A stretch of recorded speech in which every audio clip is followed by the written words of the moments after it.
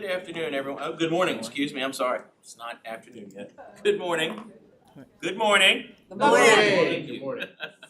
It is March 22nd of the year 2023. It's hard to believe March is almost gone. And we are going to have our committee meetings for the State Board of Education, the state of Georgia. And we will begin with our Rules Committee. And so I believe Ms. Petty is on the line. Yes. Mr. Mason is here as Yes. Vice Chair and will help run our committee. Thank you. Good morning, everybody. Good to see you again. Good morning. We have our items for the Rules Committee meeting. Start with item 1. Okay, item number 1 is a request to adopt the standards for living and working with artificial intelligence. This proposed course, Living and Working with Artificial Intelligence, is a middle school exploratory computer science course. The standards, which were developed by a team of artificial intelligence experts and educators, will introduce the fundamental concepts behind artificial intelligence, provide insights into how it impacts our society, and foster exploration of future careers in artificial intelligence and adjacent fields. These core standards were proposed for the board to be posted for public comment for 30 days back at the February 2023 meeting, and they have been posted for at least 30 days for public review and comment. Thank you. One comment on this this particular item. In conversations we've had before and things that have been said before about how slow curriculum is sometimes to catching up with innovation. Our computer science, if y'all remember, we laid a great foundation for computer science in the state first. Struggled a bit with getting teachers prepared, but that's followed suit. And now with artificial intelligence, it follows innovation, and it also isn't 20 years later. And so that misnomer about what I would say any department, this department of not following suit quickly enough, this proves that it's here. So, and for middle school students, I want to just note that as well. So we can open it up for further discussion. Yes. I have a question. I was looking at the standard LAWA 7. It says describe the positive negative impacts of AI has on society. There's nothing up under there. Is there anything that you can share with us about the negative effects of AI? Because I've seen a lot of things, especially there was It's all over the place. I know it's now all over the with place, an especially intersection with. Yeah.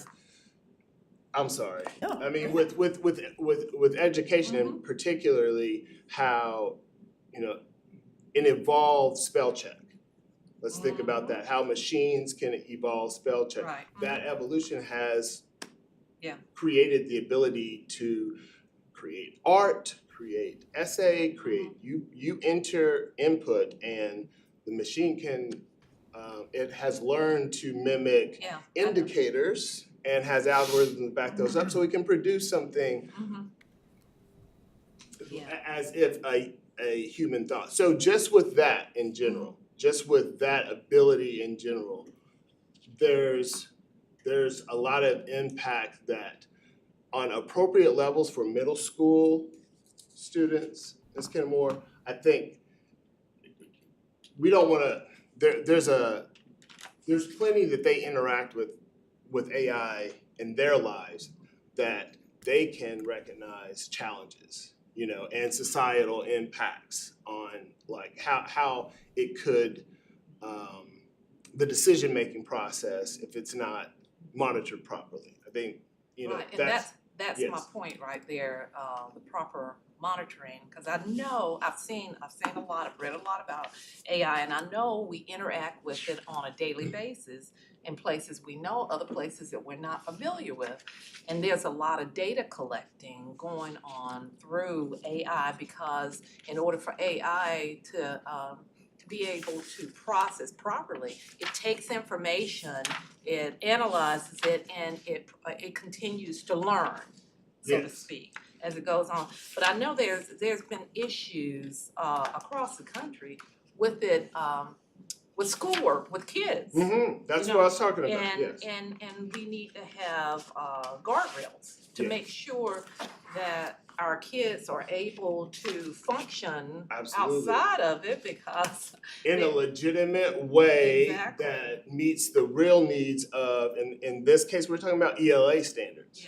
Like yeah, it can't circumvent what those fundamental skills. So great, I mean, that's an excellent point. I would say the first step of that Mhm. is getting teachers aware of it, because that's,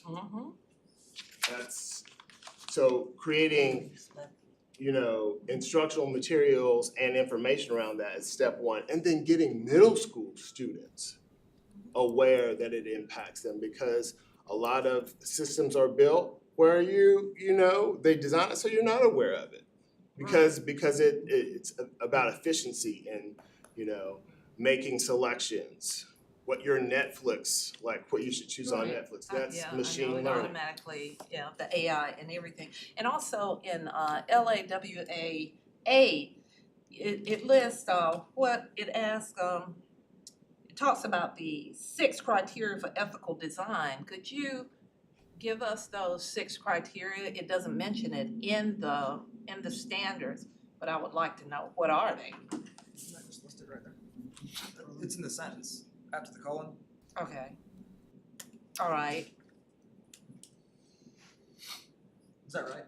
That is correct. that's it? Am I- Okay, Sorry. that's it right there, I'm sorry. Am I missing anything as far as students and interaction and their awareness appropriate? What? You know? I think the question that you asked originally was, why is there not like a 7.1 or 7.2? Yeah. And I think Mhm. probably it's so that the content, the curriculum can kind of be open-ended, so students can discover these things and explore both the positive and negative. I don't think we're trying to prescribe things for kids on what they should Right. believe about AI through this curriculum. I think it's probably more about how can we learn through and develop this, because I mean, Right. it is the future whether we like it or not. We'd rather have these kids be equipped to manage it. Right. So I think the conversation you guys were having is probably about something different. No, No, I it's think, a- it's- I think it's the the same. understanding It's is the same thing. It's the same, yeah, I want them to be able to your manage pers- it, but also yeah. wanna be able to have guardrails for kids because you know, there's been a lot of input all across the country about the AI doing the work for the kids, and that's not going to benefit us, you know, especially with what we're looking at right now with literacy and all. And I just wanna find out what kind of guardrails are there I think and some guardrails are in place because of our work with computer science. mhm. So the same concerns, like with the impact of what computer scientists can do and what you can do with that type of technology. So I think some of those are in place in the discussion, but openness for middle schoolers is absolutely, you know, spot on, I think. And that's why, you know, those domains probably don't roll out like they do. They probably will in a way from the students, like what comes up as benefits and detractors in their experience with it, and the teachers' research as well. How many And comments did- particularly, I think making sure students understand the negative effects, and make sure they're spending the time on making sure students understand the negative impacts and the negative effects of AI is the first step of the guardrails and preparing them for what those potential negative effects are. How many comments did you have with the? We had, I think it was 48 comments, 48. Yeah, we received 40 comments Mhm. total. 28 of those comments included, of those responses included a comment. All of the comments were on the positive side. They were very supportive of the standards, of the way that they were written. Some of the comments were related to, as we oversee about time necessary to implement this course, especially in middle school, because it's a small block of time. The overall agreement with the standards was about 92%. If we divide it by the ones that had comments and the ones that had not comments, the people that reported a comment was 93% agreement, overall agreement. There are 7 questions in the survey, and the question that is related to the standards in general, we had 100% of the respondents agreeing or strongly agreeing with the way that they were written. Is there anything else that, you know, conversation that we should? This is Martha Zoller. I just have a comment. I think that whether we're talking about AI, we're talking about computer science or whatever it is, I think there needs to be some thought about having some discussion about ethics related to it, because many times the science is ahead of where we are ethically, as well as having some guardrails about critical thinking. So, because we want to be at cutting edge, but at the same time, we need to know where that edge is. I've got, go ahead. I would just say, if I'm not mistaken, I think that with our computer science, we actually have a section that's on ethics. Yeah. So I think a lot of that could be rolled in I to didn't say this, that. so. Thank you. Yeah, I believe so. Because I I think we've had this discussion. Yeah, so Here. I mean, I think it's even by grade band, if I'm not mistaken. So Is this a what half that- credit, full We credit? talked about elementary. Yeah, Elective. That's elementary, exactly yeah. what Is we it were talking about. elective? Is it a required, course The or ethics part, I think elective it's part of or? the standards, I don't Yeah, know if half- Dr. half Osborne is- standard. You mean the implementation of this course in middle school? Yeah. Would mhm. depend on the school, but it's probably built as An elective exploratory course. in middle Elective. school. Connection as well. exploratory. Yes. I too would be interested. You said there are 6 criteria They're there, and they're listed? yes. Okay. Would you mind, I don't have that in front of me, could you read those out? Identify and explain 6 recognized criteria for ethical design: fairness, transparency, explainability, accountability, support of societal values and human rights, and respect for privacy. Okay. All right. Was this something requested by the students, or, the parents of the students? Or is it something that just kind of evolved through external or internal? The standards themselves or that No, particular this standard? particular AI. Of course.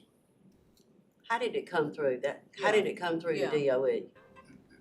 The course came as a result of the advisory group for computer science that we have in place. They have been working with the school systems, Thomas County, Net, and they have put in place a curriculum for this type of course, so they make the request that we created that course, so this already exists for high school. We have a computer science that deal with artificial intelligence in high school. They requested that there was something to build on starting in middle school, and that was the origin of this course. They met several times and put together a group of standards, went through the review process internally of the group that is working as the advisory group for computer science, and that's what you see here in Montague. That's the standards that you see. That's good.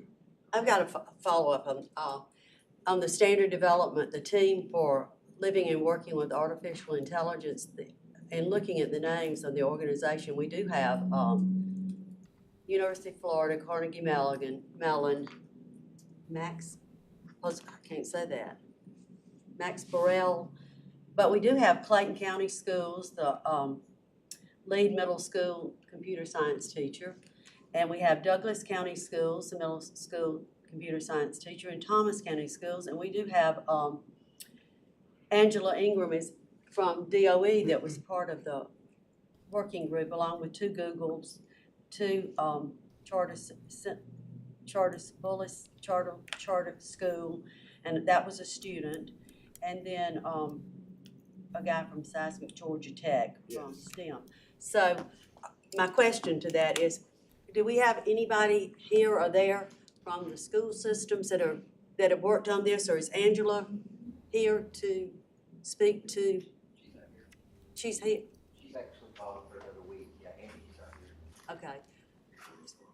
Now, if you'll remember, you attended a computer science Oh, work yeah, we group. started it right over here. Right. Yeah. Now, some of the same people that these are the decision makers that were saying even back then, we need to start talking about machine learning, and this is where we need to go next. Right. In high school, at the time. So now we're in that same, with some of the same people, the same thinking.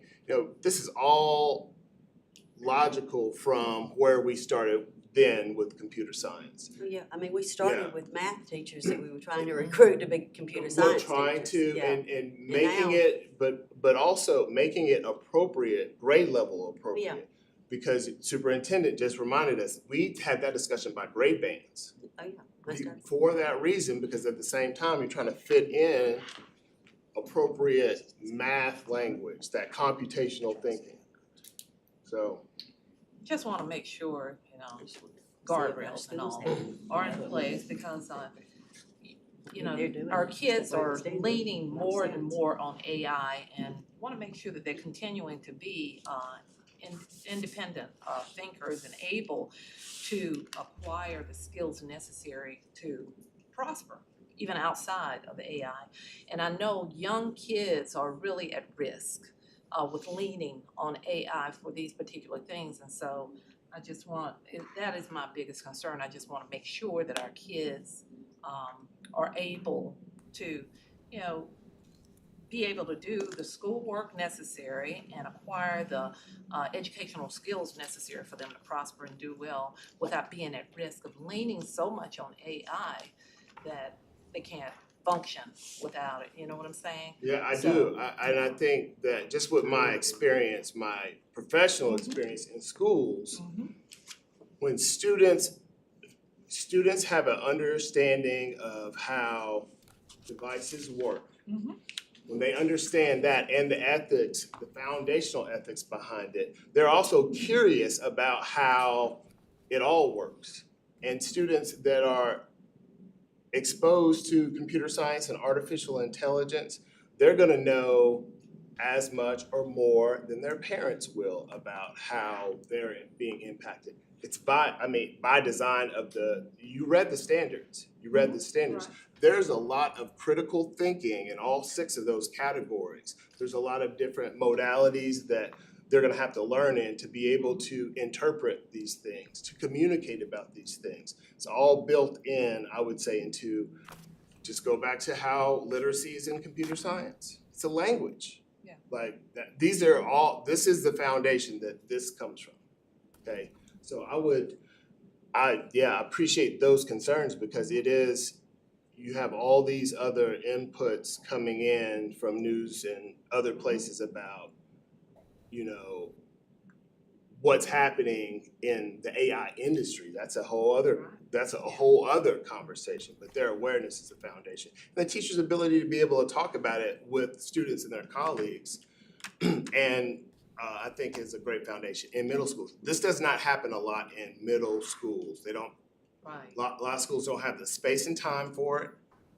But to have this pathway, this course as a part of the foundation for CS Pathway is gonna be great. But I would just add this, again, remember with our milestones that, you do not have access to AI. So our foundational piece is that our kids are learning, it should show up there. If there's a discrepancy, it would pop up, but,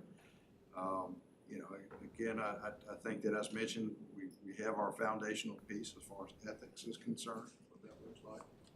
And of course, part of, I think, our teacher training as we go out. Our expectation is that kids have their foundational basis. I think their concerns, definitely how this could be misused.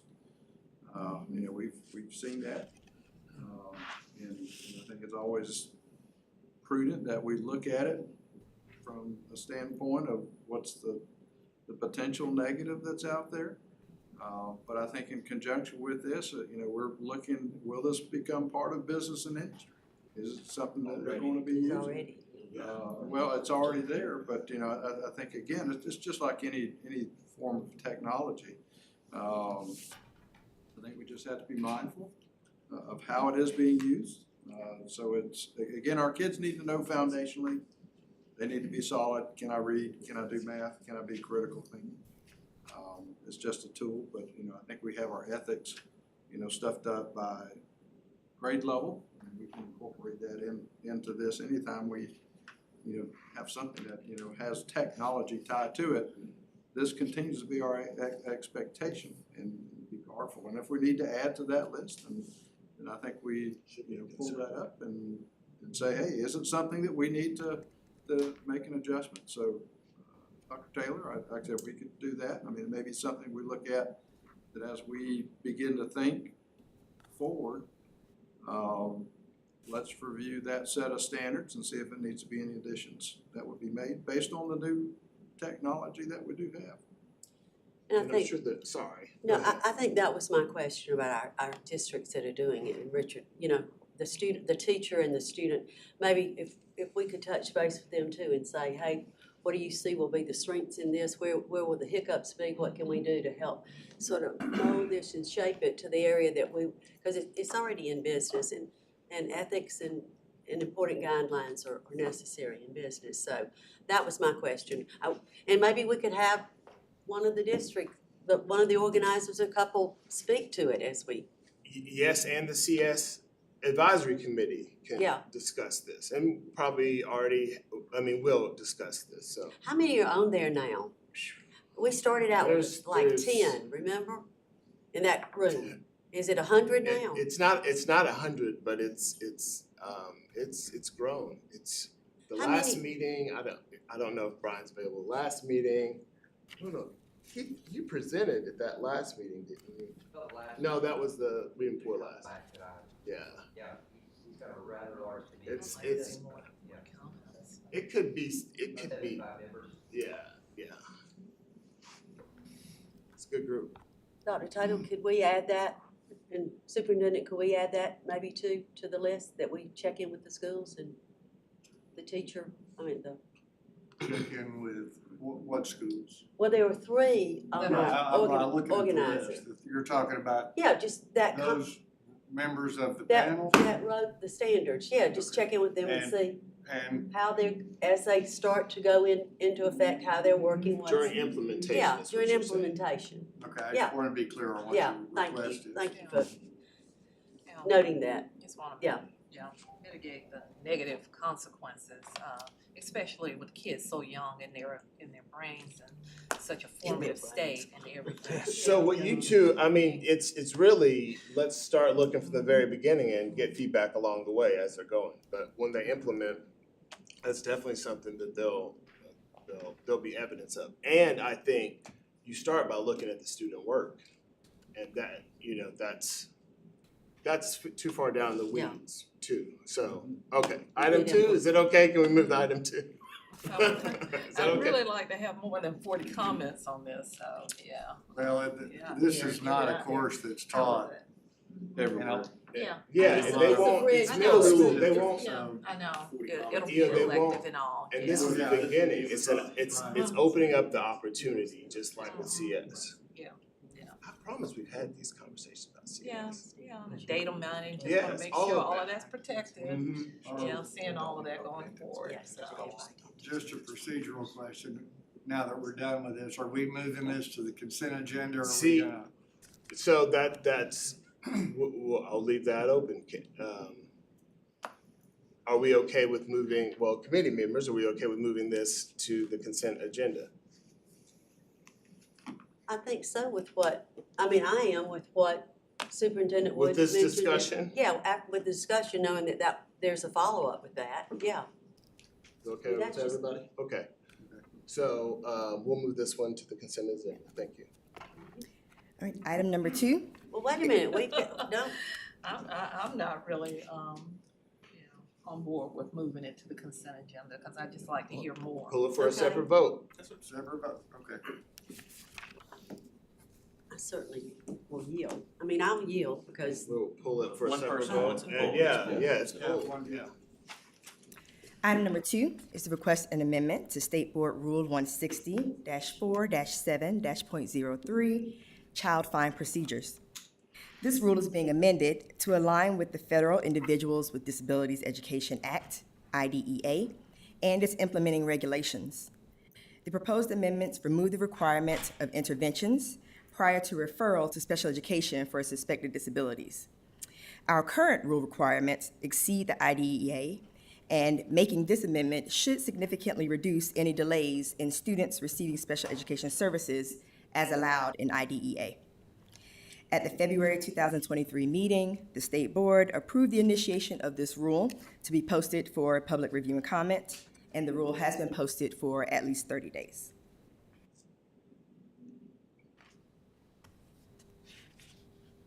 Any discussion on this item?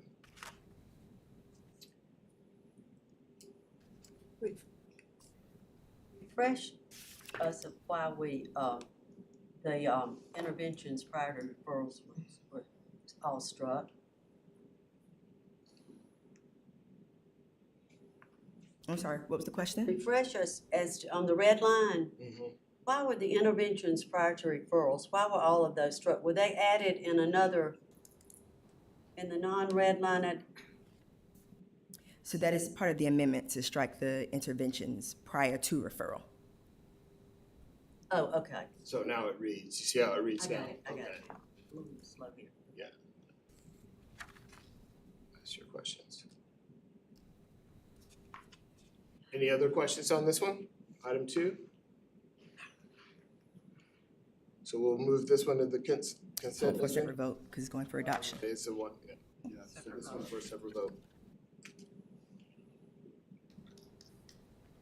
Right. Item number 3 is a request to adopt the amendment to State Board Rule 160-4-7-.16, Georgia Learning Resources Systems. This rule encompasses the 18 centers that provide professional learning, technical assistance, and coaching for the state around special education. The GLRS provides trainings to regional districts to meet IDEA compliance and to improve achievement for students with disabilities. The proposed rule amendments remove outdated references to No Child Left Behind, aligns administrative programming determined by the regional organizations, and eliminates the requirement to maintain a materials center. To meet federal requirements, the department reviewed proposed rule changes with the State Advisory Panel for Special Education and the Special Education Directors Forum, and held 2 public hearings. At its February 2023 meeting, the State Board approved the initiation of this rule to be posted for public review and comment, and it has been posted for at least 30 days. Okay, The GLRS, that's, Georgia Learning Resource. Our RESAs are involved in this, right? That we have someone at each RESA that works in this field to do professional learning. When it the says, centers would be in the recess. okay, the 18 Right. technical centers would be in those RESAs. Well, they are. I know, Yeah. are they, but it says it provide training in regional, they are the ones that are gonna offer the training, right? See, that's my understanding is, Training for regional districts to meet IDEA compliance, is that the?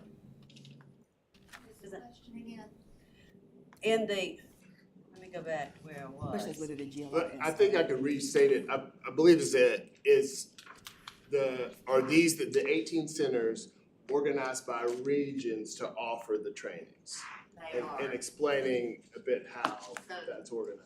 GLRS, Georgia Learning Resource System, Right. was started in the early 70s. So you gotta think about that was before 94-142 and certainly before IDEA. Yes. So there's been a long history with this type of a regional network.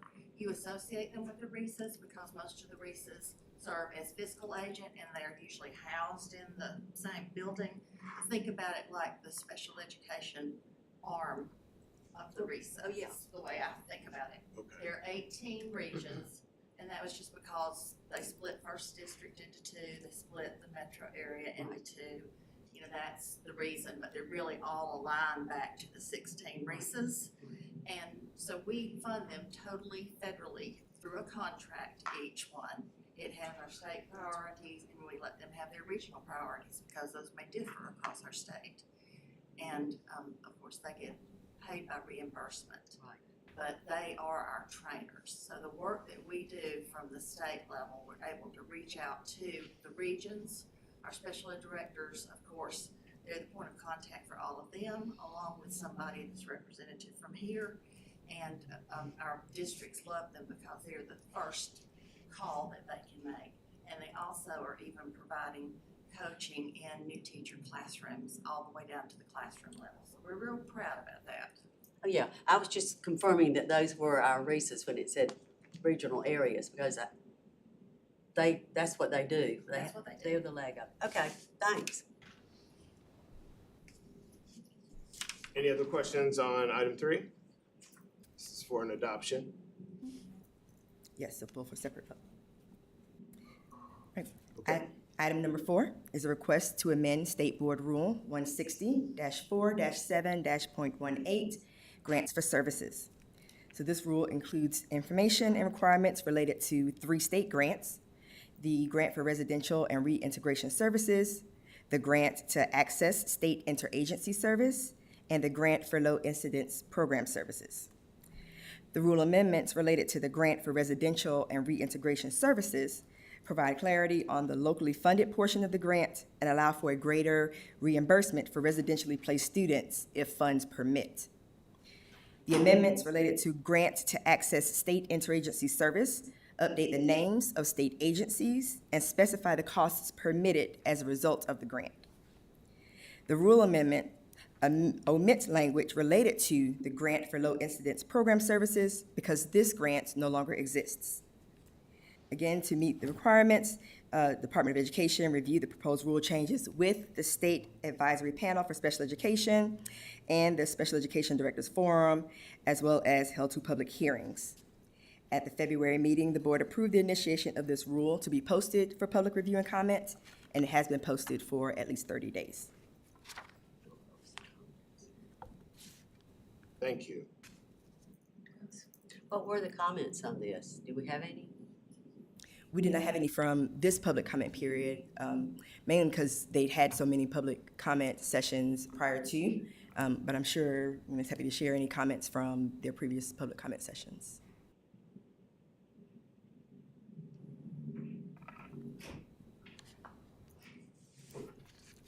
Sure. I'm sorry. Yes. Yes, we had 1 or 2 comments on this, and it was just from, we didn't know who it was, really. It was just, somebody that was interested in the rule, and they just wanted to make sure that we had, that this was to the benefit of the school districts.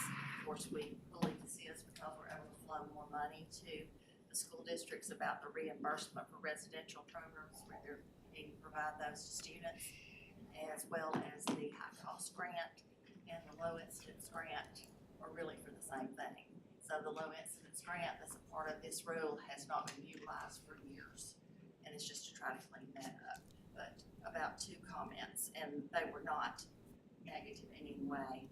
We had probably 12, 15 comments on the GLRS rule, and I think all but 1 were GLRS directors.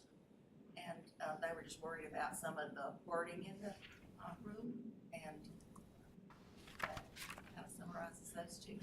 And the grant for low incidence, was that just duplicative? Is that why it was eliminated, or? Low incidence students with significant needs, meaning more rare disabilities, those are high cost students.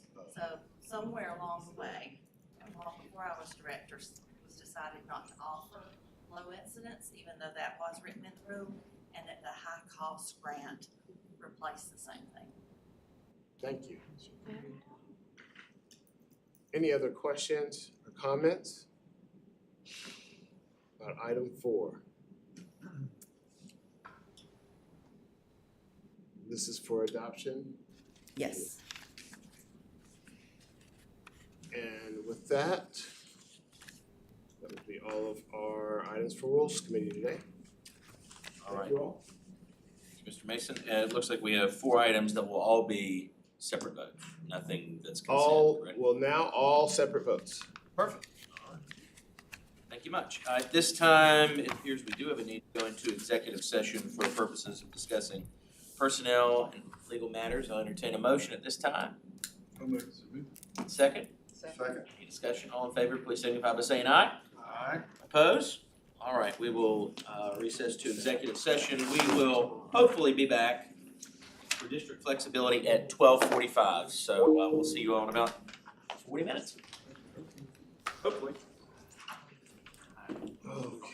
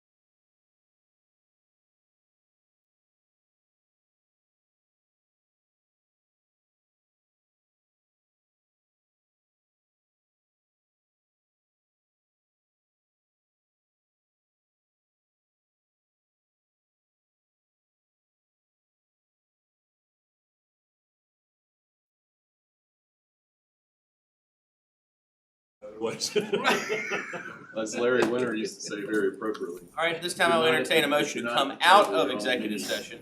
Thank you, Mr. Sweeney. Do I have a second? Any discussion? All those in favor, please signify by saying aye. Aye. All opposed? The ayes have it. Before we move into our next meeting, our next committee meeting, I wanted to make an announcement about some reassignments for committees. We've had some new members. We've had some of the leadership that has rolled off of the board.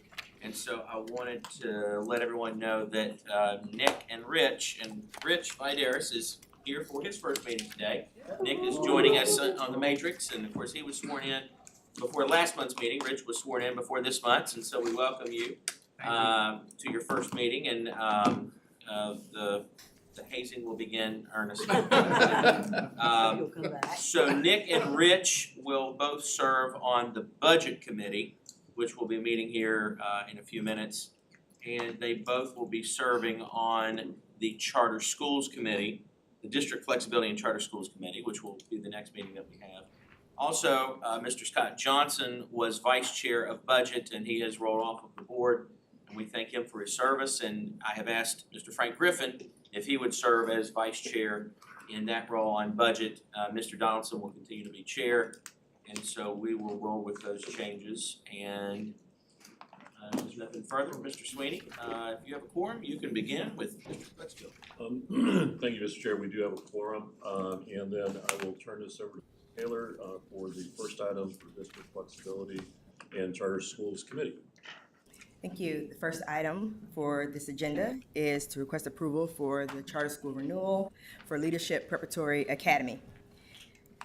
The DeKalb County Board of Education approved the Leadership Preparatory Academy's charter petition on October 17, 2022. Leadership Preparatory seeks to develop scholars through a rigorous academic program that engages all stakeholders to maximize students' potential to lead in the 21st century. Leadership Preparatory Academy will serve approximately 576 students in kindergarten through 8th grade by year 5 of its charter term, with a leadership-focused curriculum implemented across all grades and school-wide community-based service projects for all students. The Charter Advisory Committee voted unanimously on February 10th, 2023, to recommend approval of Leadership Preparatory Academy for a 5-year term. If approved, Leadership Preparatory's new contract would begin on July 1st, 2023, and expire on June 30th, 2028. We have with us today from Leadership Preparatory Academy, Ms. Tanya Williams, Chief Academic Officer, along with some other staff members and board members that are online. Thank you very much, Ms. Taylor. Are there any questions regarding the Leadership Preparatory Academy approval for the nature of the board? Anyone here make any comments? Yes, you Ms. say Williams. Ms. Williams? Ms. Williams, are here.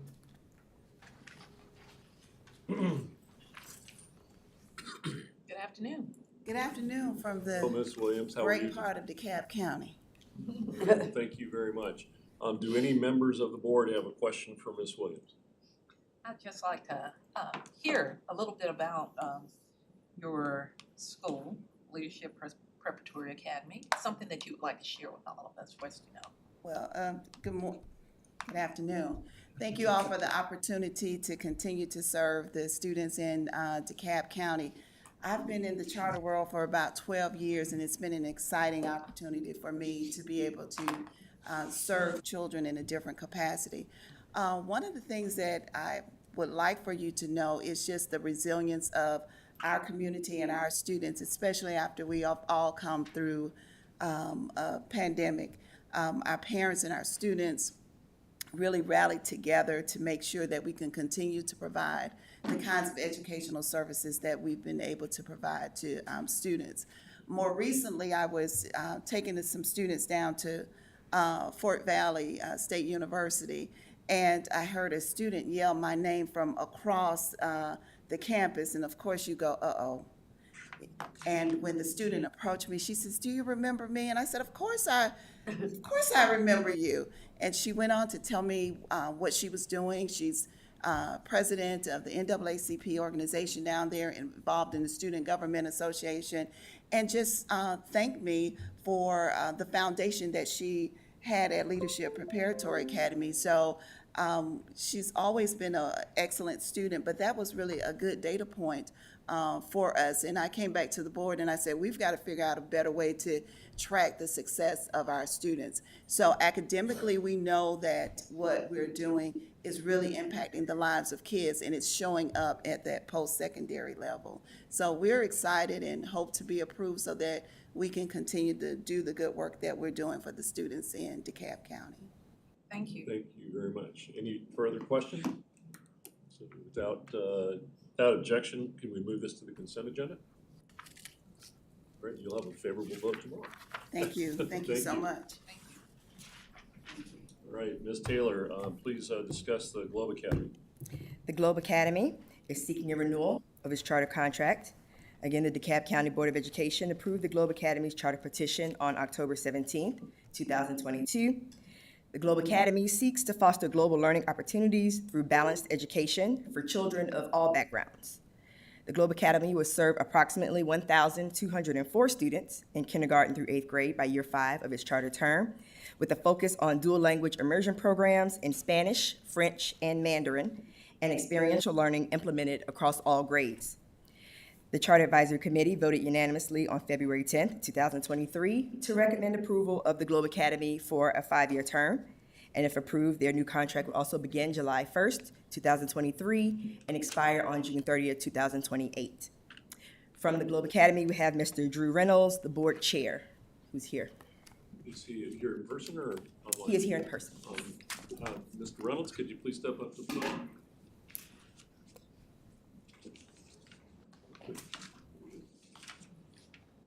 Thank you very much for being here today, all right? And it's amazing, the dual language side of it, the stuff that you're doing, terrific. Do any members of the board have questions for Mr. Reynolds? Lisa? You're gonna ask, but we all wanna know. Do it. Yeah, just share some information. I love the fact that you're doing immersion.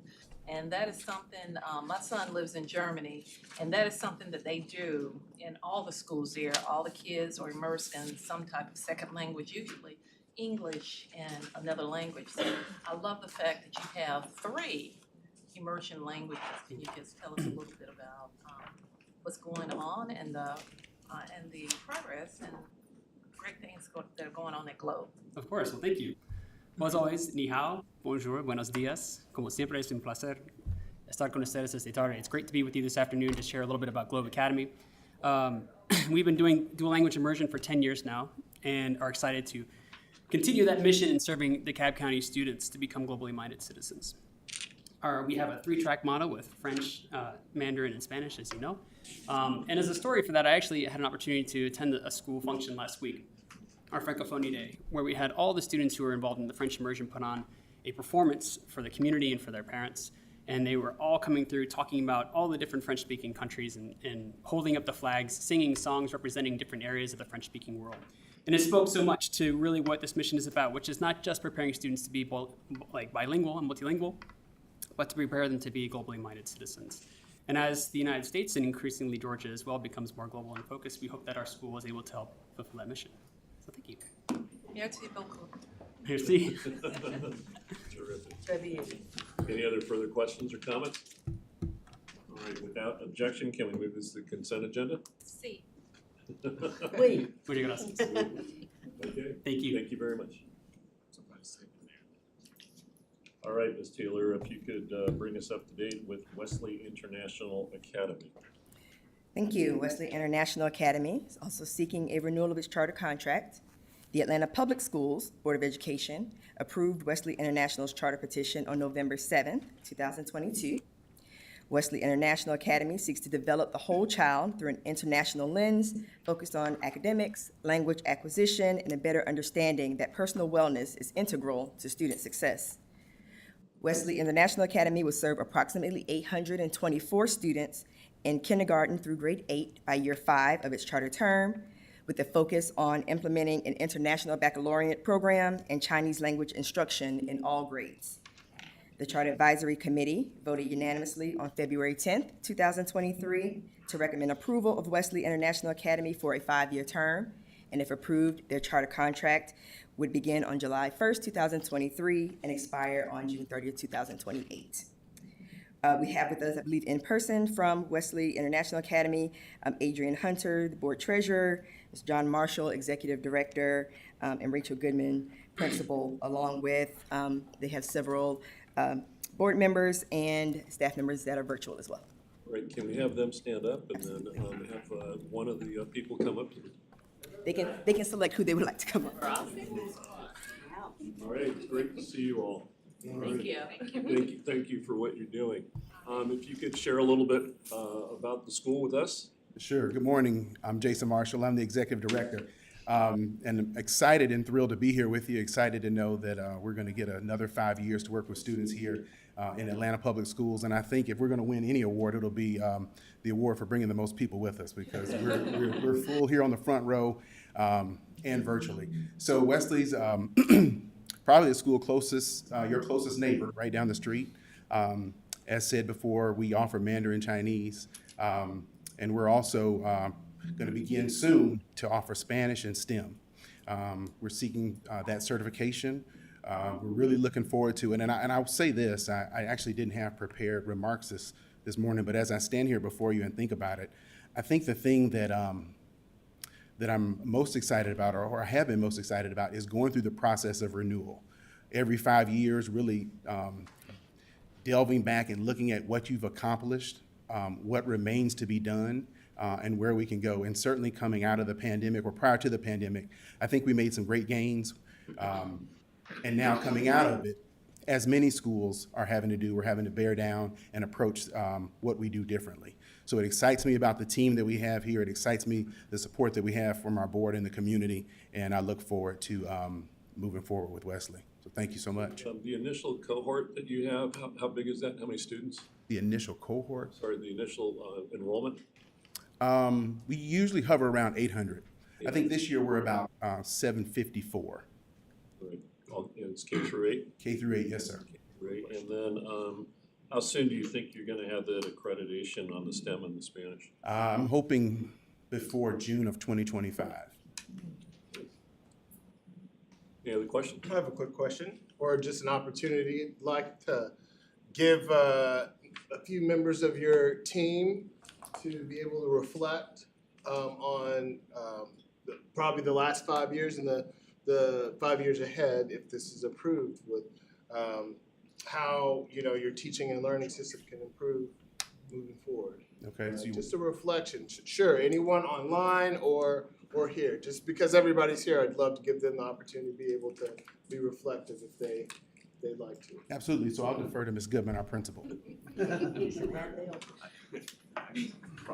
Thank you. No, thank you. What's actually really interesting, and I'll share this personal piece, is that I've been at Wesley for 14 years. I started as a teacher there. And this year I have the privilege of being the KA principal. And went through my first dip into administration during those pandemic years. So it was a big learning curve, and I'll say that. And I think what was really important for me is, as I was learning to be a better leader, I could also feel my students were also learning due to just our collaboration that we were doing together.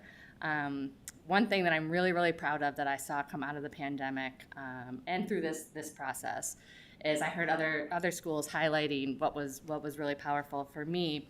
Coming out of the pandemic, I've really seen our 8th graders be the leaders of our school. And this year specifically, there's been a lot of community service projects that they've led individually, just because they felt like everybody is struggling right now after the pandemic. I have seen our 8th graders offer free tutorial students to our K through 2 students.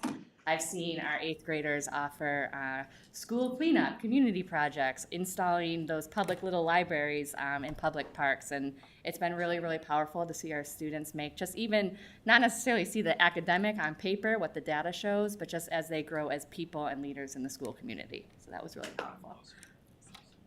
Any other questions or comments? Thank you. All right, thank you very much. Without objection, can we move this to consent? Yes. All right. Taylor, if we could move on to Fannin County Schools Charter System Contract Amendment. Before that, we got Westside Atlanta. Atlanta Yes, Charter sure. So Westside Atlanta is also seeking a renewal of its charter contract. The Atlanta Public Schools Board of Education approved Westside's charter petition on November 7, 2022. Westside seeks to foster a tight-knit community of lifelong learners, giving each child an excellent academic experience that builds curiosity, critical thinking, and character.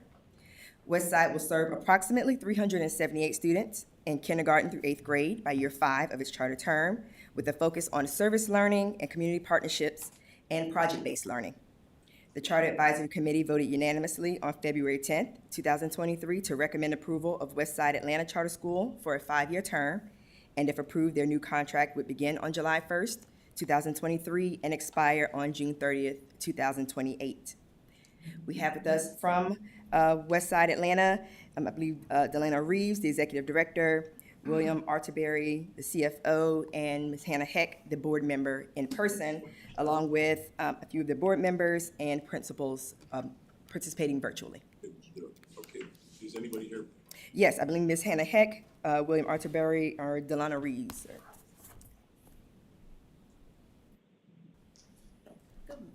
Afternoon, everyone. Good afternoon, and your name is Hannah? It's not. My name is Delana Reeves. Delana Reeves? Yes, Nice to and meet I'm you. the Executive Director of Westside Atlanta Charter School. Okay, terrific. Yeah, so thank you so much for the time today. We are really excited to be entering into our second charter renewal. We are located on the west side of Atlanta, and we service students in kindergarten through 8th grade. And so we originally started with our core values around community and building a tight community and supporting not just our students, but the entire family so that they can excel and learn academically. And I am really thankful and excited for the work that we have done around that, what we have been able to do, how we have been able to bridge communities, and we have a very diverse environment. While we concentrate on the 30318 area, we do pull from the entire Atlanta Public Schools zone. But during our tenure as a school, not only have our students performed at or above students across the nation in using the measure of academic progress, the MAP assessment, but we have also, during COVID times and coming out of COVID times, been able to make sure that our families are supported in other ways. So whether that is partnering, our partnerships were mentioned, whether that's partnering with someone like Super Jenny, who provides us soups every week for our entire community, including staff, whether that is us beginning our own gardening program where we are, the students work to grow produce that is then served to them in our cafeteria and nutrition program. There's just so much that we are doing over in our little, what may be considered a smaller school environment, which was intentional, but I invite all of you at any time to please come and visit us. Our doors are always open, and we are there from 7:30 to 3:30, Monday through Friday. Thank you so much. Does anybody have any questions for Ms. Reeves with the Westside Atlanta Charter School? Okay, hearing none, can we move this to the consent agenda? Seeing a lot of head nods, yes. Yes. Thank you very much. Thank Appreciate you you for being your here. Thank time. you for what you do. All right, Ms. Taylor, go to item number 5. Item number 5 is a request to amend the charter system contract for Fannin County Schools to extend their term to June 30th, 2025. Fannin County is requesting a 1-year extension to their charter system contract to align their charter system renewal with their district accreditation review. If approved, the charter for Fannin County Schools will expire on June 30th, 2025. Are there any representatives here from Fannin County Schools? No. Okay. Are there any questions regarding this 1-year renewal? All right, hearing none, can we move this to consent agenda? All right, the next item, please. Item number 6 is a request to affirm the state charter school renewals per the State Charter Schools Commission. The official code of Georgia annotated, section 20-2-2083, states that the State Board of Education shall review and may overrule the approval or renewal of a state charter school by the State Charter Schools Commission upon 60 days of such a decision by the commission upon a majority vote of the members of the board. On February 22nd, 2023, the State Charter Schools Commission voted to grant charter contracts to the following schools: Genesis Innovation Academy for boys, serving kindergarten through grade 8 for 5 years. Genesis Innovation Academy for girls, serving kindergarten through grade 12 for 5 years. Resurgence Hall Charter School, serving grades kindergarten through 8 for 5 years. And Scintilla Charter Academy, serving kindergarten through grade 12 for 5 years. Thank you, Ms. Taylor. Are there any questions for Ms. Taylor regarding the state charter renewals? All right, seeing none, can we move this to the consent agenda? All right, without objection. Ms. Taylor, that concludes the District Flexibility and Charter Schools Committee items, correct? That is correct. All right. Anybody have any matters or items to bring before the board regarding this committee? Hearing none, Mr. Chair, we'll conclude the committee. Turn it back to you. Very good, thank you, Mr. Sweeney. All right, next on our agenda for committee meetings today, we have the State Schools Committee, and I will turn it over to Ms. Kennemore. This is a committee of the whole, essentially. The entire board is a member of State Schools Committee for our new members. And so, Ms. Kennemore, the floor is yours. Moore, how are you? Ms. Kimbrough, doing well, thank you. Looking forward to hearing from you regarding state schools. Certainly. Well, thank you for the opportunity to get to chat with you all. We have something pretty exciting in store for you today. We're going to have our State Schools Teacher of the Year, Jamie Anderson from the Georgia School for the Deaf. She teaches our little ones up there. She's going to give you a good dose of ELA lessons this afternoon. One thing that Ms. Kennemore wanted was, again, recognizing our Teacher of the Year, and then also seeing where we are with our ELA implementation. And I thought, what better person could do it than actual classroom teacher to show you how we're doing it. We also have Dr. Sandy Matthews, our Chief of Staff that you know, and we have Sharon Gooden. She is the principal at the Georgia School for the Deaf. Hello, everyone. Some of you may not have met her. And if you're new on the board, at this point, I'm sure you realize that you have 3 schools in the state of Georgia you're directly responsible for. These are your schools. You can come anytime and visit. Week before last, and I know how busy these folks are, Deputy Superintendent Stephanie Johnson, Deputy Superintendent Sean Owens went to GSD and spent the day with me. Just recently this week, Lynette Dodson was down at the Georgia Academy for the Blind. So it's nice when the senior leadership here is visible. I think it makes a change for what's happening at the school. So we're happy that Jamie's here. And so she'll do those 2 things. And then Ms. Kennemore asked me to give you all a brief update about the Atlanta Area School for the Deaf.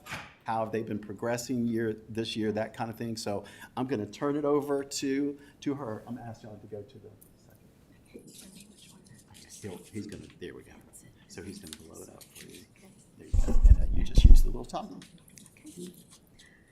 Good afternoon. Again, my name is Jamie Anderson. I am so privileged to be the District Teacher of the Year for our 3 state schools. I'm very honored for that. It's an exciting time at state schools. We have wonderful things happening, like you said, the new ELA curriculum rollout. And I wanted to begin with this slide because it is very meaningful to me. Our students do have media releases, but as you can see, they're covering their own faces, so so there's no trouble there.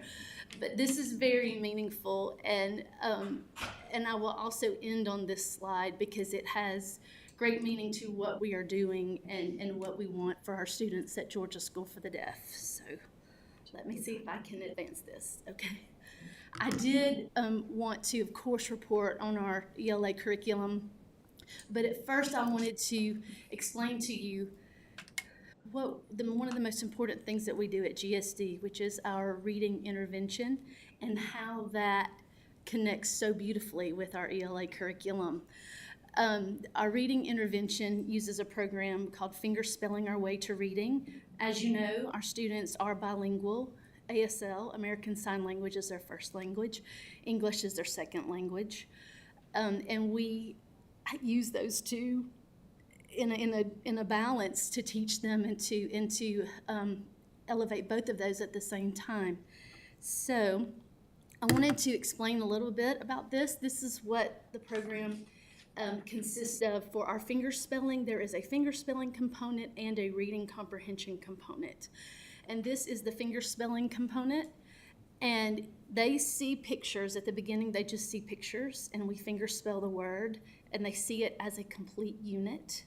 And then as we go along, they break the word down into first letter, last chunk.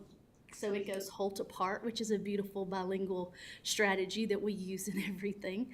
And then later on, we move on to the print, and they know that when they see the picture, they finger spell it.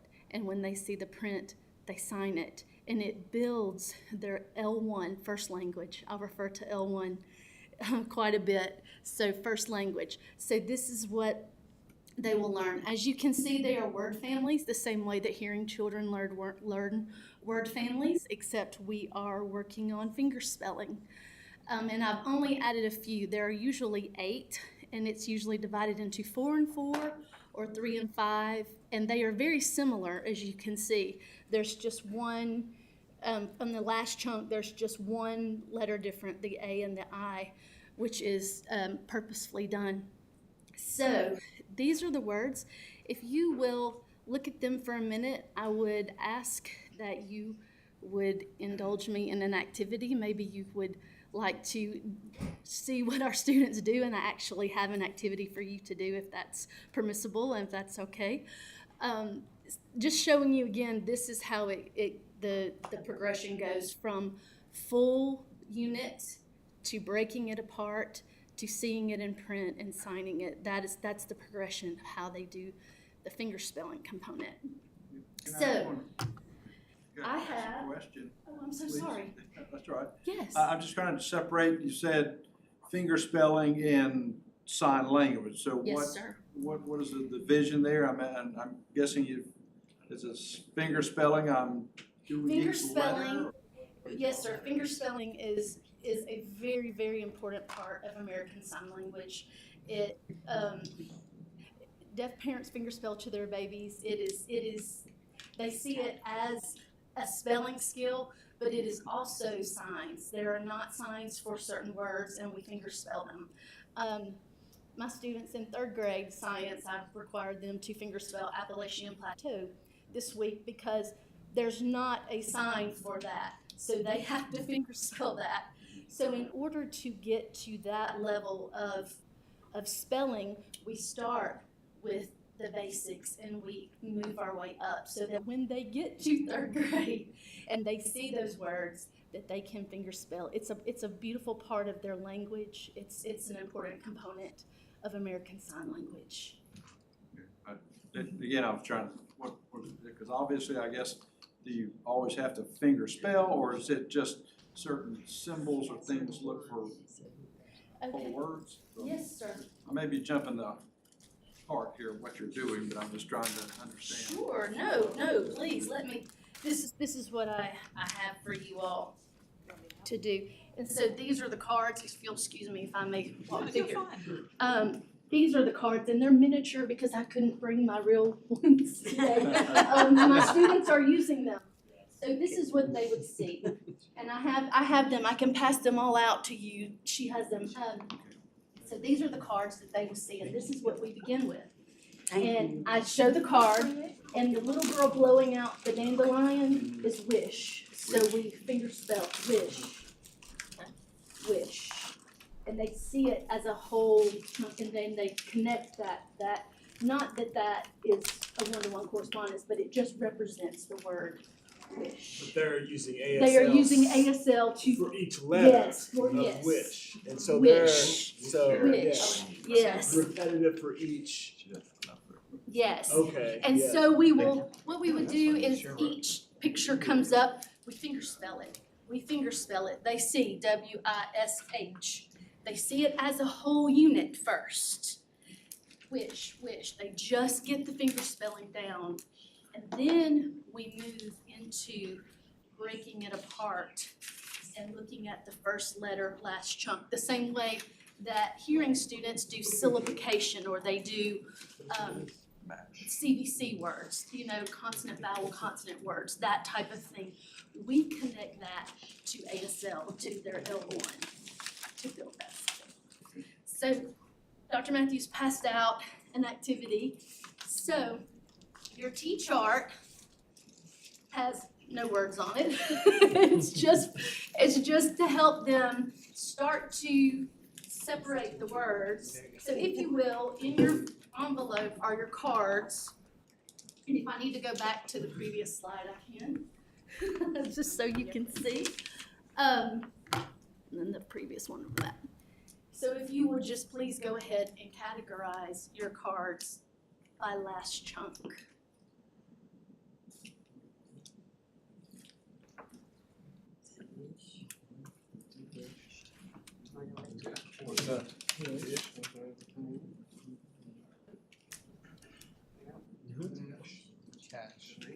And my students will not see any print while they do this. This is completely, they have to look at the card, finger spell it, and then make the category, and then follow that and categorize it themselves so that they see the difference among the words.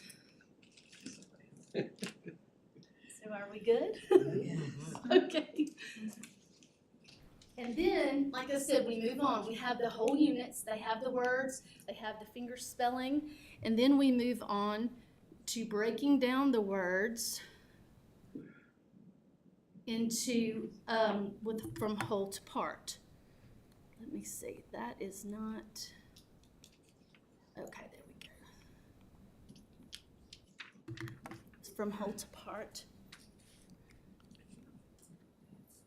And then we have activity 2. Let me explain as we go on for this. Also, you know, when we teach vocabulary, you have an example, a non-example, and then the definition. So in finger spelling our way to reading, we have the picture, the whole word. They see it as a whole. We break it up, and then they have to see the non-example, and they have to pick that out, which is very difficult in finger spelling because, as you can see, the words are very similar. So on your next activity, you will see this picture, and I'm sorry that the words are there. This is a finger spelling font that was supposed to be at the top of that. I am so fortunate to have a finger spelling font, and it did not carry over. But your next one shows these cards, and you have wish, and then there is cash, and then there's cold. And the students are looking for the one that is different. So we have cash, we're looking at first letter. Cash, cold, wish, which one is different? And then they have to mark out the one that is different. And the purpose of that, again, is to build that L1 and to get them finger spelling and to see the words. And it's amazing to see because you will see, as in class, I will ask them something that has to do, maybe this word comes up, and you will see them look off into the distance like they're going through the list. Cash, mash. Oh, it's mash. You will see them build that, and that's something that we've never had before. This is basically phonology for deaf students, which we've never had before. We are very thrilled and have seen wonderful results with that. So see, there you go. Wish is not the correct one. All right. And so then you have your cards, and I have a die in my bag of tricks, and it has the first letter. And so then the students will, I will roll the die, excuse me. It's an M. And you have a paper, your third activity has the last chunk, and you have to decide which word, and then you either finger spell it or sign it to me, and you may or may not get a prize. I do have prizes for you all today. So let's just do one just for fun. No, not M again. Oh, this is a good one. W. You can make more than one. Either one. You can make more than one word. Yes. It's a double prize. Very good. It's a double one. Yeah. And then they have to say wish and wash. Yep. Okay, so that is one component of our RTI. I can take those up from you when we're done. And then I wanted to show you a little bit about our reading comprehension portion It has rituals and routines that the students follow. And it's beautiful the way that it builds. It introduces characters little by little. It increases in difficulty as we go. And it's beautiful to see the parallel, the ELA curriculum, our Wonders, increases in rigor, and so does our RTI program. And in this picture, we see our friends camping, and they will read this, and then we would all sign it, making sure that we sign it in correct ASL, and then the lovely questions are embedded, and it says, what is the problem? And the beauty of this is it's not explicit. If you'll read it, it says, the pals can't find the snacks. They are cold and need to eat. What will the pals do? Cow is weeping. Cow is always weeping. Anyway, she said, what will we eat? And so, honestly, it does not say. Their problem was, and for our students to have to look at that and to find the problem, and not only do they have to sign that, look at the English, sign it in ASL, answer the question, they have to go and circle and print where they found their answer, which is beautiful. It takes evidence at the basic level. So this is wonderful for us. And then this is the end of that story. And for first and second graders, which is who this is geared for, this is a very wonderful, robust print chunk, is it not? To me it is. And they read all of this, and let me tell you, I have children fighting, not literally fighting, but arguing over who gets to read it first. In my 20 plus years of deaf education, that has not happened to this degree. They love to read this, they love to answer the questions. They are being successful. And then this is one more thing, if you'll indulge me, one more thing, and then we'll talk about ELA. This is our handshake holder writing. Many times the impediments for students with writing is not knowing how to spell words, which is one reason why we work on finger spelling so much. But it hinders their language because they can't spell it, and it's frustrating to them. So we have adopted this wonderful, wonderful program, and it allows them to use the handshake. If you'll see the first one here with the little girl and the birthday cake, what we do is I give them a picture prompt. We discuss it a little bit. They discuss what they want to write about it, and then they independently write, and I do not help them. And this says, the girl looks like a 1. This is the sign for disappointed. And then, so he's thought about this, and he says, the girl, I don't know how to spell this word, so I'm gonna put it on the paper just to hold it until I can get some help with spelling the word. And then BB is frown. This is the sign for frown. This is a B handshake. So he writes BP. A birthday, and 0 is no. And then CC55 to him is cake, because he wants a lot of cake. And so then I sit down with him and I say, what did you write? And he tells me his story. And then I do the key for him. And if you'll see, I made a mistake at the top, and I left it in. And I also brought it to this presentation because I wanted you to see that I, as a teacher, what this tells me is that I have to be so careful not to limit their language. I was going to write miss. This is also the sign for miss. That wasn't what he wanted. And after talking to him, I marked it out and said, you said disappointed. This is a student who struggles with print. He struggles with writing. He struggles with reading to retain words. And he wrote a beautiful sentence, the girl is disappointed. And he never would have gotten credit for that if we did not have this strategy. And then I'd like to show you the opinion writing page, which is the same student. And this was just a warm-up for our ELA for Wonders in 3rd grade, just to get them used to writing reasons for their opinions. Yes, you have an opinion, we all have them, what are the reasons? And so he wrote the reasons. And look at the bottom of the page. We 55BB. I said, what does this mean? And he said, we calm down and we rest in summer. And so 55, calm down, and BB, rest. And I know you can see the other grammatical things that I've helped him with, but I did not explicitly tell him to use that strategy in Wonders. And he automatically goes to that. And he continues to do that in other subjects. So it's just a beautiful thing that I just felt was so important to convey to you, and also to show you that it does tie into Wonders. This is our spelling for 1st grade. They have no problem with this. They really have no problem with this because they can see it in the print and they can spell it. And it's beautiful. We have never worked to this degree with spelling based on phonology, and our students can do it because of our finger spelling strategy. So it works hand in hand.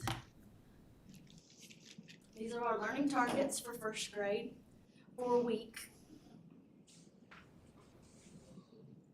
And we are doing it, and it's beautiful. This is the Wonders learning targets, and I list them all, and we go through them, and the students are rising to the challenge. It's just been amazing. This is our vocabulary routine, and if you'll notice, there are no signs because I wanted them to do it without it, and they are able to do that, and their language has elevated so much. They love the sign complicated. This is a sign for complicated. It's very funny. And so they've used that word a lot. And curious, this is a sign for curious, the 2nd word. I was curious about Wales, so I read the book about them. Curious has been signed all over campus now. And so their L2 has elevated their L1. It's amazing to see. Let me move on. This is an excerpt from our 1st grade reading. And again, the question asks you, what is the problem? What did we just have in our reading RTI and our finger spelling our way to reading passage? Ask the same question, what is the problem?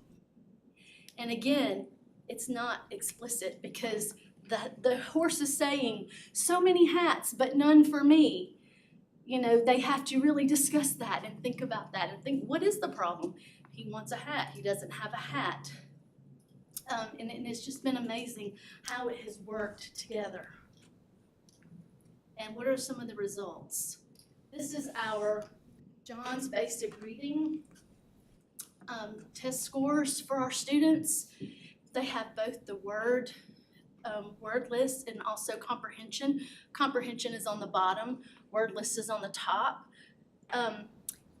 I'm not a numbers person. I like the pretty graph with the colors and the lines, but you can see between both of them. The top one is vocabulary level, the bottom one is comprehension, and the green is independent, and the blue is instructional, and the red is frustrational. And you can see the elevation. And I would just like to tell you that we do not see improvement like this. A student who started at 0 with no independent level in August, in February, is independent at the beginning of kindergarten, which is a 0.2. Who has to learn ASL and English at the same time, and it is not a problem. I think in the past, there's been an underlying notion that that's a problem, and now we're seeing they work together. There's not a problem with our wonderful ASL strategies that we're implementing and our wonderful, amazing comprehensive ELA. They're working together, and it's elevating both L1 and L2 for our students. So a student who is at 0 is not at 0 anymore, and their frustration levels are really, really rising. And then this is another student And this student really, really, really struggles. As you can see, this was the student who wrote the two writing pieces. But his graphs are going up too, and he is improving. His frustration level has risen. His instructional level has risen. His comprehension, this is amazing to me. His comprehension level has risen so far. Look at 0 to 0.2. And that same, from August to December. And then this is a first grader. And she is amazing, but her graph proves that she really is amazing. See her, she is frustrating out at vocabulary at 2nd grade and also comprehension on 2nd grade. She is grade level for reading. Explain the frustration level. Yes, frustration level, kindergarten through 1st grade for the BRI has levels within the grade level. It has beginning, middle, and end. And it also gives us this frustration level is a level they know some of the words, but without maximum support, they could not be successful. So it gives us an idea of where they're maxing out. So,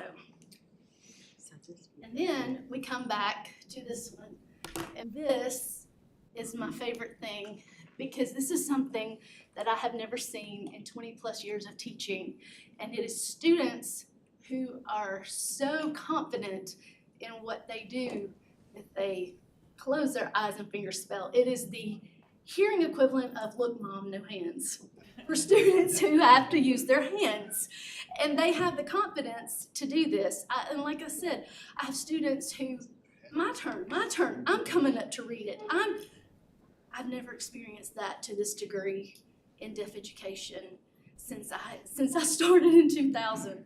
So this has been really exciting to see. This is a wonderful start, and we are just beginning. We have so much more that we will do and learn, and I'm so thankful to know that I, as a teacher, even that I have been teaching for so long, I still have things to learn, and my students are still showing me that there's so much more that we can do. And so I'm so thankful for this.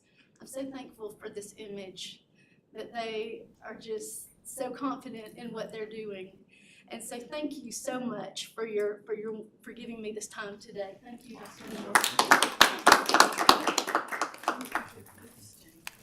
And you can see why Jamie is the Teacher of the Year with the differentiation of instruction she's done. Oh, she's got gifts, she says. Thank you for participating today. I am an elementary teacher. I do have to give rewards. Thank you so much. Can I just say this and to her too? Yes, ma'am. Something on with this, Lisa and I had the privilege of in being in the introductory phase of this finger spelling. Yeah. And Jamie, we were excited about it when we saw it at the very beginning. Oh, yeah. And now to see what is really taking place with it, we could tell, it felt like that day that y'all had hit a gold mine with that. And you can see it with the kids. So thank you, and thank you for your enthusiasm. Well, thanks One for the teacher. team. Yes. And while she's doing that, And another teacher. Dr. Matthews would like to say something. I want to thank Jamie, for her enthusiasm. This is really her all day. And there is no specific ELA curriculum, comprehensive curriculum, specific to students who are deaf, hard of hearing. So we had to work a little harder through the vetting process and kind of looking at different products that were out there, because we knew we had to modify them for our specific student population. And our teachers kind of rose to the occasion. It's not easy rolling out a brand new ELA curriculum, a comprehensive curriculum, and I'm appreciative of Kenny, appreciative of you all, because we gave a presentation, we walked you through the vetting process that we went through, and you all allowed us to purchase what we needed for our teachers to help our students become more successful when it comes to reading and writing. So I just wanted to say thank you to you, and just thank you to Jamie for just being our being our leader. You know, she's doing a lot of work in her school, but also supporting our other deaf schools. So it gives us an opportunity to collaborate, to learn from each other, and at the end of the day, our students and families, they kind of benefit as well. So thank you. And Jamie teaches multiple grades. What are they? First, second, third. First, second, and third. So if you've been in those classes, you can imagine how busy they can be. Yes, Superintendent? Couple questions Sure. on this. I know one of the challenges you all face is that you don't necessarily get all the kids Mhm. you'd like to have them start. Mhm. I'm thinking that is across the spectrum. Now, you've used this process from grades, or is it based on? Sure, I'll let Cindy speak to that. Level, about or, the you know, curriculum, because like- I'm guessing you probably have some older kids that No, we just. would fall in this category, so I'm just curious. Yes, you heard Jamie talk about the BRI, and that's one of our assessments where all of our students are assessed at the beginning of the year to kind of tell us where they are.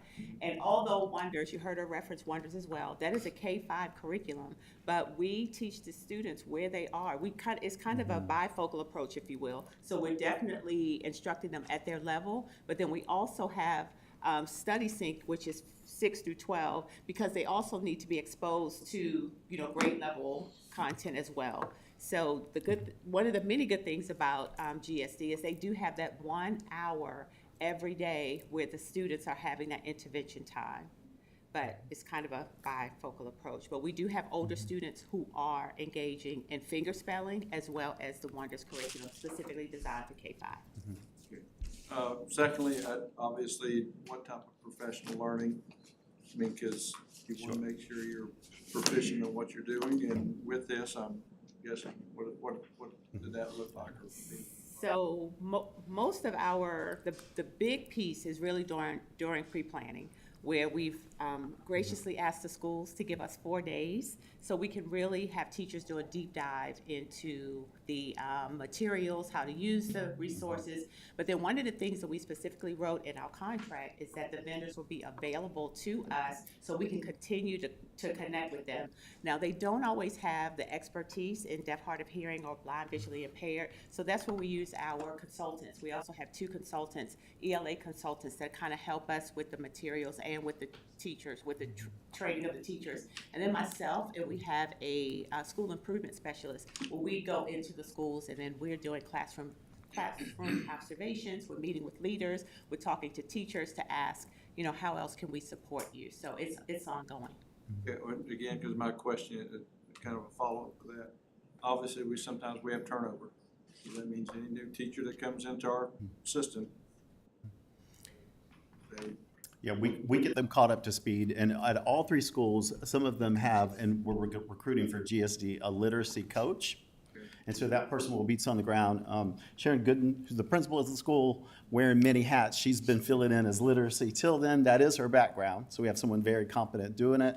But if someone does come in, we catch them up to speed. And some of you remember when Dr. Stacy Tucci came and presented on data and our kind of vision of where I wanted that to go. We have those teams in place. We have a core growth team. That's us here in central office, including Stacy and her brilliant mathematicians. Then we have student growth teams at each school, and that's comprised of key staff. So we're starting to look at data. So what Jamie showed you is very interesting data, and she's good at doing it, but that takes away time from Jamie's day to pull that data, have it in a form that's readily usable and stuff like that. So one of the things I'd like for the student growth team and core growth team to do is, what data are we needing, whether it's formative like some of the things you just saw, which are very helpful for our students, but if we can take any of the workload off of those teachers and present it to them in a way where it's consistent. That way, when we look at formative assessments like this one we're doing across the board, we can compare things, especially between the 2 deaf schools. So it's very fascinating information, and she just knocked it out of the park with how you're supposed to do it. Okay, how often are you doing the formatives? The formative for the BRI, you said? 3 times a year. 3 times a year. Okay. All right, well, we'll move into this. Ms. Kinnamore asked for a brief update about the Atlanta Area School for the Deaf, so I just wanted to point out some operational updates for you all. Just took this in the gym, which many of you have been in many, many times. Here's the current enrollment. 137 students from 27 school districts around Metro Atlanta. And you can see the bracket breakdown of grades from preschool all the way up to 12th grade. And historically, you'll see that number once they get in middle school, it start creeping up in high school again. So it holds pretty true. Any questions about enrollment? Okay. And we'll do this for each school, so next time we come, I'll highlight one of the other ones, so you'll see the same things. Instructional highlights under the new superintendent there, Jack Johnson, implementing the new ELA and reading curriculum we just talked about. He's very passionate about that. Focusing on deaf-blind programming. Some of you that have worked with me a long time, you know we deal in the world of blindness. We deal in the world of deafness, but there are also people out there that are deaf-blind. And we have a couple of people that are deaf-blind that work for us, and maybe I'll have one come and chat with you. It's very fascinating to see them do their job. They're just exceptional. We've started a series of retreats. We had our first one in January. We'll have one coming up in April here. I bring about 30 leaders from all the schools in, and we're establishing a balanced scorecard with SMART goals for each unit, whether it's ELA, nutrition, those types of things. And that way, everybody's at the table, having a hand in helping make decisions as we roll it out, and that's going really well. And then, as we're always tasked with, continue to focus on providing individualized learning for these students because they're under IEPs. So organizational restructuring, one of the things I help Jack do this year is analyze, was he dealing with the old model, what was broken, does he need some improvements? Matt and superintendent have said, what can we do for him? So he's branching the org chart into two areas. One is academic, and you can see those people in there, they're kind of like coordinators. So there'll be people that they can go to and ask questions about content, which will be great because they'll have that resource right there. And then operations, a manager for school nutrition and a manager for facilities is what we'll be recruiting for. Also with organizational restructuring, one of the things Jack is doing with the elementary program, for teachers that he has in 2nd grade through 5th, he's breaking them down by content and then students move throughout the lessons. One area is LEA and social studies, and the other is math and science. So I'll keep you updated on how that little pilot program is going, but so far it seems to be pretty interesting. People are excited about it. So if you've been to that campus, you see it's a big one. And so one of the things he's worked on is how do you tear down the silos between elementary, middle, high school? Because they teach all those kids under one roof, basically. And what are the opportunities? One of the things he's doing, he's sending high school students down to the younger grade classrooms to help mentor and teach students and things. So that's a great way to tear down those silos. And hopefully, what you heard from our Teacher of the Year and from Sandy and from what Stacy Tucci presented last time, vertical and horizontal alignment. And when you're able to do that, when you have those curriculum in place, like the ELA, and then next it'll be math. So once all 3 schools are talking the same language, doing the same kind of things, then we'll start seeing more of that alignment come out, which is what we want to see take place. Recruitment strategies, he's been busy. I don't know how he sleeps at night. So he just had a job fair. From that little visual you'll see, he went to Gallaudet University himself to help recruit students. And then we have recruitment incentives, still some with ESSER funds, which are pretty generous. I think what we have carved out was maybe 2,000, but there are school systems around the state offering like 8. I'm sorry, did you say yes, recruit students? I'm sorry, recruit staff. Okay, I'm sorry. sorry. I should have corrected myself. So That's all right. a $2,000 incentive is generous, but some of these other ones. Sorry about that. Martha, we'll give them 5. We'll give them 5. My mind went students to become staff. That's right. I just progress There you go. forward. Okay. Some of you might have peeked in and seen this. The auditorium is going through renovation. So the left-hand side, you can see it's kind of gutted. They're framing it. The right-hand side, it's a little hard to see, but if you're close to the screens, you can see it. That's what it should look like. So we're really pleased about it and the accessibility features that it's going to bring to the table and be welcoming. And we're still shooting that we'll get to have graduation in it, which will be on a Saturday. And I'll get you those graduation dates, so you'll have that. So that will be a nice thing for the graduates to walk across that stage. So I know that was brief about the school, and if any of you ever want to meet me there and walk through and see some of the changes, Arvita Turner went with me this week. She's our HR director, and we spent a lot of time there. And that way you can see the standards-based learning that's going on. We are just needing to come together to think differently about how we teach these kids. Are there hybrid models that can be used between ASD and GSD? what Ms. Kennemore said about growing your own, about staff. We're doing that with teachers. We are sending a number of them now through the RESA programs, the Ed Leadership program. So we have about 5 people going through that Tier 1, which means you can be an assistant principal. We do have one going through Tier 2. So that will allow her to be the principal, I think. So lots of stuff happening on the recruitment side of things. Any questions about what's going on? Thank you all for coming to that last goal ball game too. That was a lot of fun. That was fun. We appreciate you being there. Dr. Anything else? Where's Yes. Gallaudet located? Washington, DC. Yes, sir. Yeah. I was wondering, I mean, since you talked about recruiting teachers, I didn't know if you have like opportunity for internship if they could come down and. We've had a couple, not from there. Well, we did have a school psychologist from Gallaudet one time, and we worked out an MOU to be able to stay in the dorm and do that and pay an hourly rate. And then we did it one time at another school. So we've had some precedence in doing it. The good thing about this ELA work, which stems over into the growth model work, we've got a number of people on there from higher ed. So we're trying to make that linkage of when they leave us, what happens and where do they go? And so that's important. Yeah, Jim. I would also like to answer. Good evening, everyone. My name is Sharian Good, and I'm the principal at the Georgia School for the Deaf.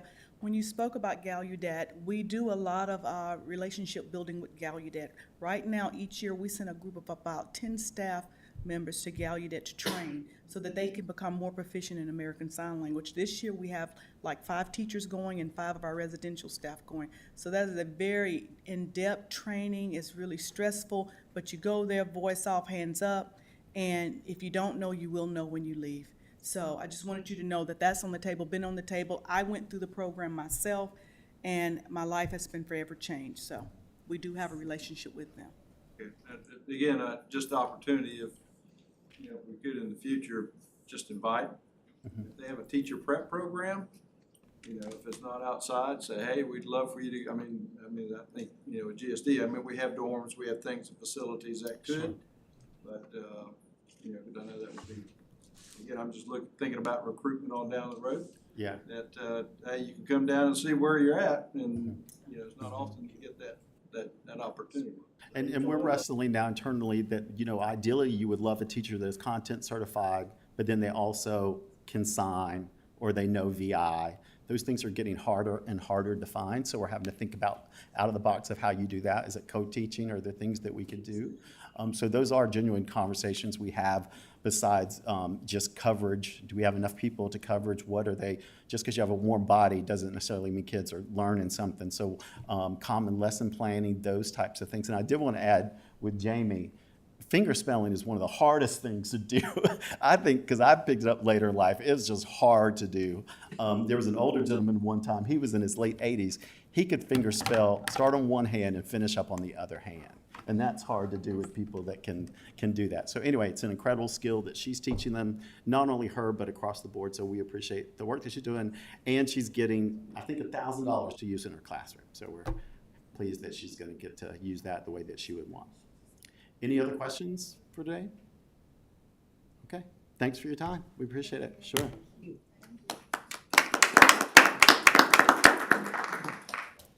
Thank you. All right. Absolutely. All right. We will, we thank you for the presentation. Thank you. Congratulations.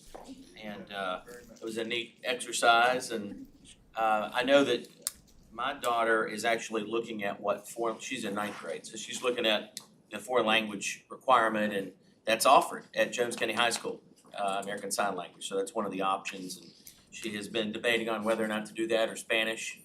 And I know a lot of kids in her class are thinking, what are they going to do? Because you have to start taking it in 10th grade. Tell her to come see me. Come see you. I figured that would be the next thing you'd say. Thank you for coming down and visiting with us. All right, Mr. Donaldson, I believe now it is time for our budget, and I believe we have a forum. I don't think they switched over yet. It's 2 o'clock officially now. So I like to be on time. I know you do. And you only give me 15 minutes. Well, you take as long as you want. For Because 21 items, so we will not be having an audits meeting today. There will not be an audits meeting, so take as long as you want. So take 20 minutes if you want. Good, I'll take all my time. Well, audit meeting was probably gonna last more than. It was gonna last an hour, so Yeah. that's been postponed till May. Okay. So, Great. the floor is yours. We have a quorum of the audit committee. We will get started. Rusk, item one. I don't know about the audit committee, but we've got. Oh, I said audit. Yes, you did. Budget. Here we Budget. go. You're jet lagged, aren't you? Yeah, He's jet lagged. That's a trap. it is. Budget committee has. We'll let you know if you mess up. Rusk, line one. All right. If I This miss is a number our- now, let me know. This is our CTA manufacturing equipment grants. These grants are being awarded to support workforce readiness skills and allow LEAs to provide instruction and manufacturing pathways with industry standard equipment. The total grant amount is not to exceed $4.5 million. Thank you. Any questions or comments? Hearing none, item two. All right, this is our Coronavirus Response and Relief Supplemental Appropriations Act and American Recovery Plan for our allocations for our new state charter schools. This grant is to provide the new state charter schools with emergency relief funds to address the impact of COVID-19. The total grant amount is not to exceed $1,007,337.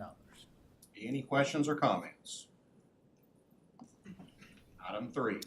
All right, this is a grant amendment for our FY23 21st Century Community Learning Centers. The purpose of this grant amendment is to allocate additional funds from the U.S. Department of Education under the Bipartisan Safer Communities Act. The grant amendment is $1,658,280 for the total grant amount not to exceed $22,599,258. Thank you. Any questions or comments? Item four. This is a contract with Georgia State University to provide training for LEA personnel on implementing functional behavior assessments and behavior intervention plans for students with disabilities. This contract amount is not to exceed $405,720. Any questions or comments? I do, Mr. Chairman, on this Yes, one. sir. I see this is what, for K-5, foundational skills, there wasn't a lot of, or actually hardly any detail on this, not that we need a bunch of detail, but how are they going to go about, it says that they're gonna be providing training for LEA personnel. I mean, how is this gonna be implemented? Is Sean here? When is it? It's for functional behavioral assessment training and behavior intervention plans.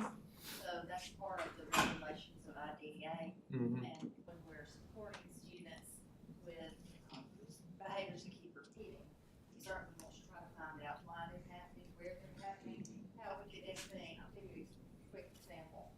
If the child always gets in trouble when they're lined up in the hallway, then, that's probably the free time there that, maybe we can talk. So maybe you remove the way that child moves around, maybe they go walking with the teacher or whatever. But when and that's a very simplistic example, but you have to get to the level that you analyze what happens, why it's happening, and try to see how you can change that behavior. And then the behavior intervention plan is just capturing on paper as part of the IEP.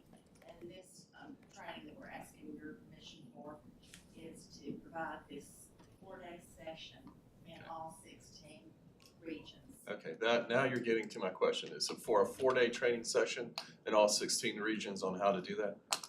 That's what So this, it will primarily be teachers or behavior coordinators.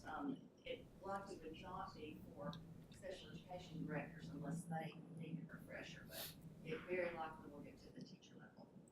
that's what I was missing in the detail in this. This is the 4-day training through the 16 session. This should 16 weeks. hopefully address a lot of concerns so that we don't escalate to a severe level. I get it, I support it. I mean, that lady right there got me on PBIS years ago, now I'm drinking the Kool-Aid on it.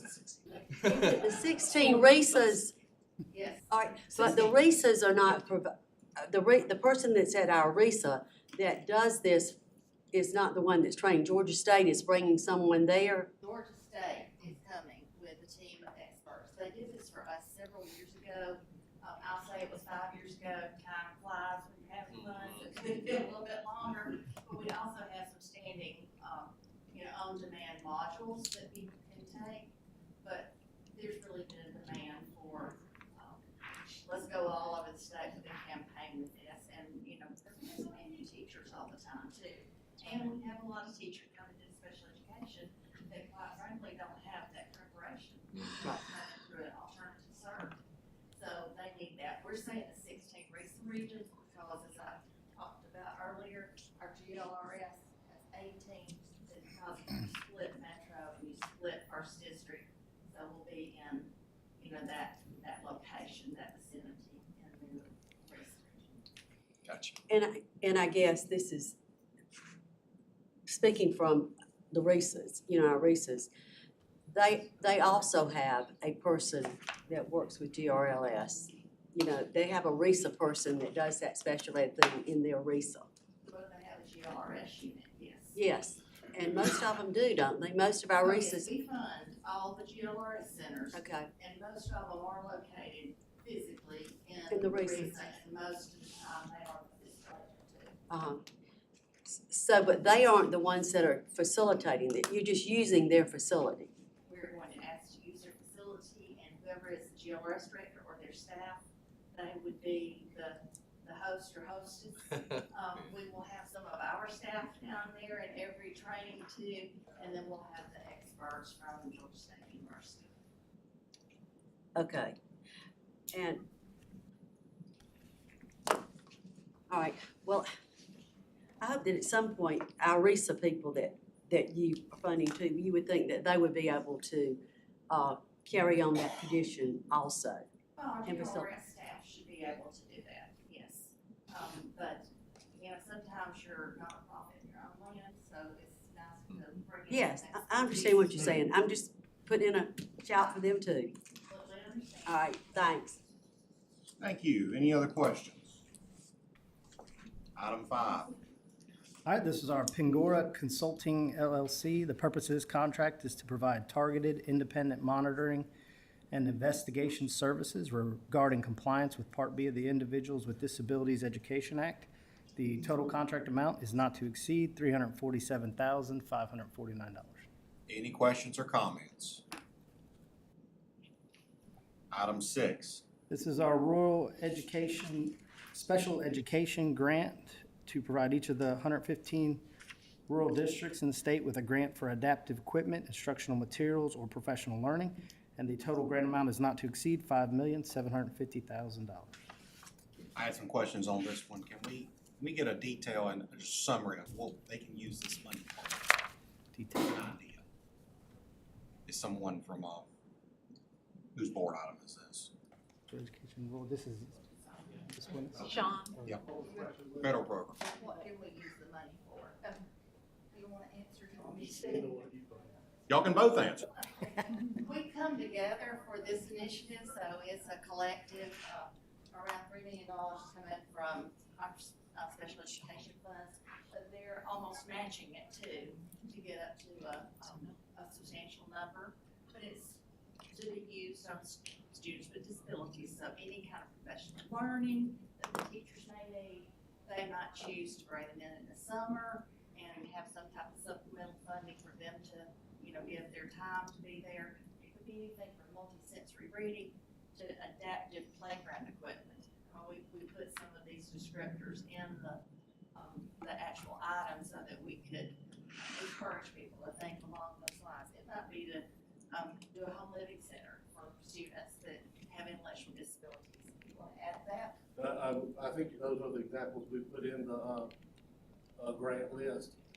We were thinking pushing the literacy, and also talked about, and talked to the special ed director, that they could use the money to provide training, not specifically for the special ed teacher, but for general ed teachers that serve special ed students through inclusion. Wanting them to think broadly. I met with a group of fine arts teachers and even talked to them about being able to go to your special ed director and see what you can use in your classroom that special ed may be able to help. These almost unrestricted funds. The catch is that the money has to be spent by September. Very good. Any other questions? Hearing none, item 7. Yeah, this is a grant amendment for our FY23 IDA 611 and 619. The purpose of this grant is to allocate additional available funds within the IDA grants. The amount of the amendment is $3,522,807. Total grant amount is not to exceed $368,466,790. Any questions or comments? Hearing none, item 8. This is our FY 2022 National School Lunch Program Equipment Grant to allow SFAs to purchase equipment to improve the quality of school meals, improve food safety, expand participation, and improve overall energy efficiency of the school nutrition program.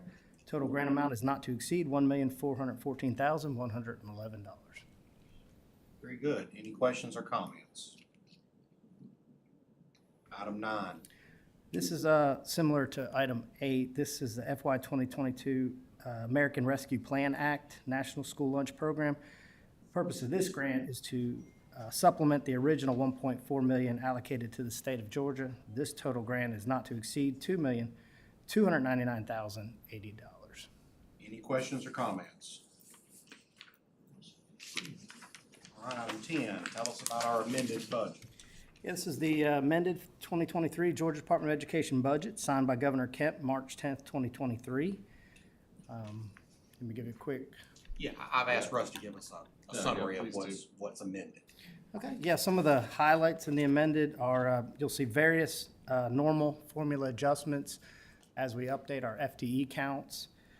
You'll see the $115.7 million security grants, which is $50,000 per school. You'll see the $5 million for the Georgia TAP program for paraprofessionals. You're going to see about $2.5 million for character education programming. You're going to see the big one you're going to see is a $420+ million for an increase in state health benefit costs. This is a per member per month increase from about $945 to $1,580. You're going to see $7.3 million for our special needs scholarship to allow us to continue out the rest of the year. And you're going to see $3.3 million in CTA for construction program equipment. That's the major changes. The amendment was 7, how much total? How much was the amendment, the total amendment? Oh, I didn't. 750 or something? I did not have the total budget. Total budget of the. No, the amendment. The additional. Oh, total addition, about. There's $2.1 billion more this year than last year. I think it's total. Yeah, and that includes the formula for FTEs with the growth. I mean, and exactly, that's. It's like 750 million, but my purpose in that was 400 of it is just for state health. State health insurance. Yes. Okay. Wow. And it's another 800 million in the 24. Okay.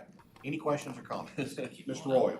And going over that, in Business Finance Administration, there's about 10 million or $9.5 million more. Where is that going to? In FBO.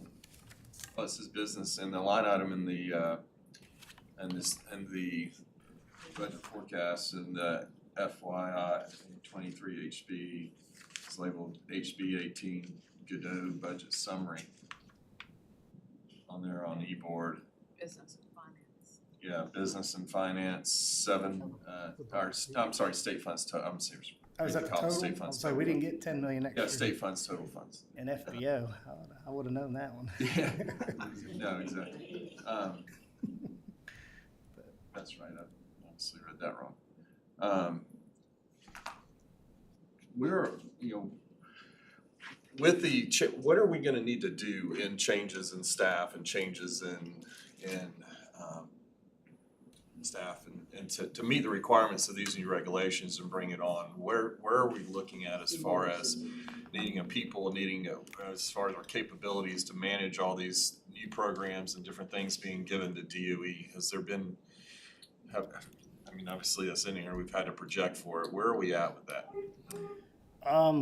Well, I'm assuming some of these new programs such as the security grants and the Georgia TAP, unfortunately, we have not been given any. We ask for administrative funds, but we have not been given any, so we've kind of been handling it within the resources. I'm having trouble hearing. Oh, I'm sorry.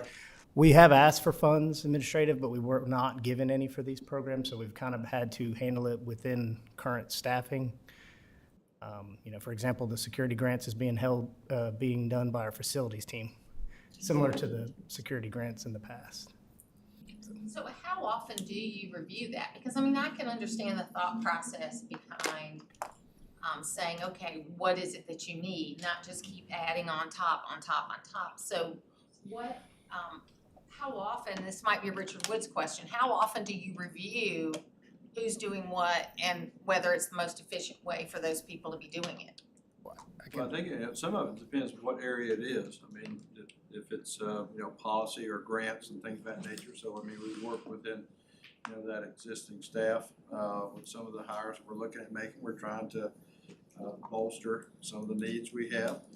Again, as Russ. Do you do a review like that from time to time? We Where you do, say a we do top a to zero, bottom? we do a zero-based budget each year, where we start. Martha, I think part of your question is where you're getting to, actually too, is even from, it's probably been 6, 7 years ago.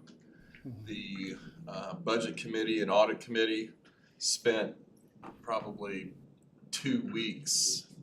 Ted was director of finance at that point, going over that. Yeah. And doing the review, doing that, looking at people, programs, what were the changes, where was it needed, what was done, and came up with a list and actually went and met with OPB, Dickey and England and some of them on there to go over that about staff and that we haven't, to my. Well, I don't know that it's even a board function. I mean, I think as an administrative management function, it's something that should be a part of the process every so often. So just a thought. Because I know the idea always is we've got new programs, so we need new people. That's not always the case, and I know you're very fiscally conservative about all of that. I think, again, it's looking at items, and I mean, some things, unfortunately, we've never been funded. We ask, but we do not receive, and so, but we still have to carry on the function, and I think that's, one of the biggest challenges. So when we look at certain things we knew that we're about to inherit, like, okay, we say, okay, what are the actual needs? What are the administrative needs? I think at least, looking at our, COVID funds and things of that nature, well, we had a lot more discretion with that to meet that, but we know that's coming to an end.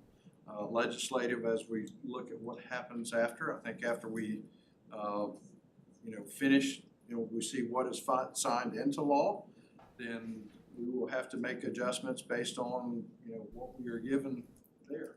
Now in that future, we can begin the process. Of course, unfortunately, if we don't have those funds initially, then we've got to wait till at least the amended budget or next year and have something done, because, once the budget's signed, then we have to work within the framework we're given. Of course.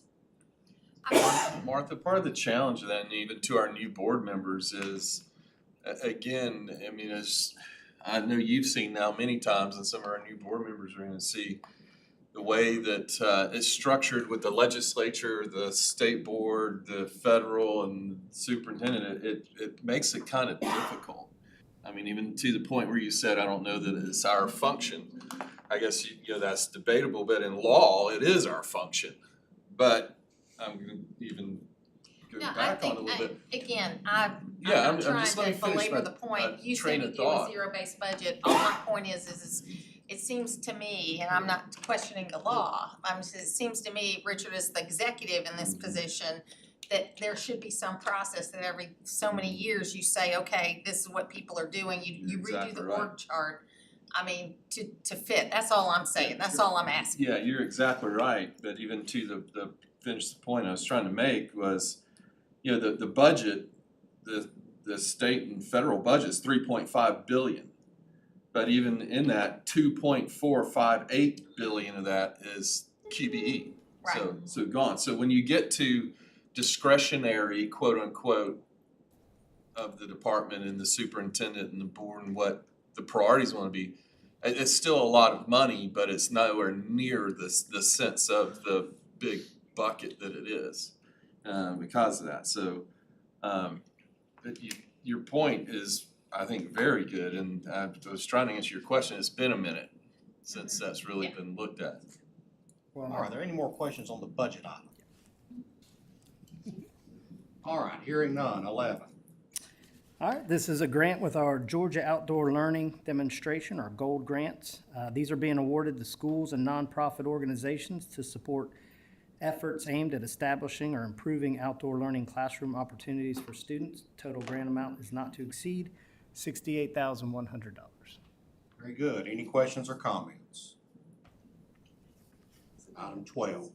This is our grant for canning plants. The purpose of this grant will support teaching and learning that occurs as part of the basic agricultural pathway and will contribute to the home-to-school connection through community use of the canning plant.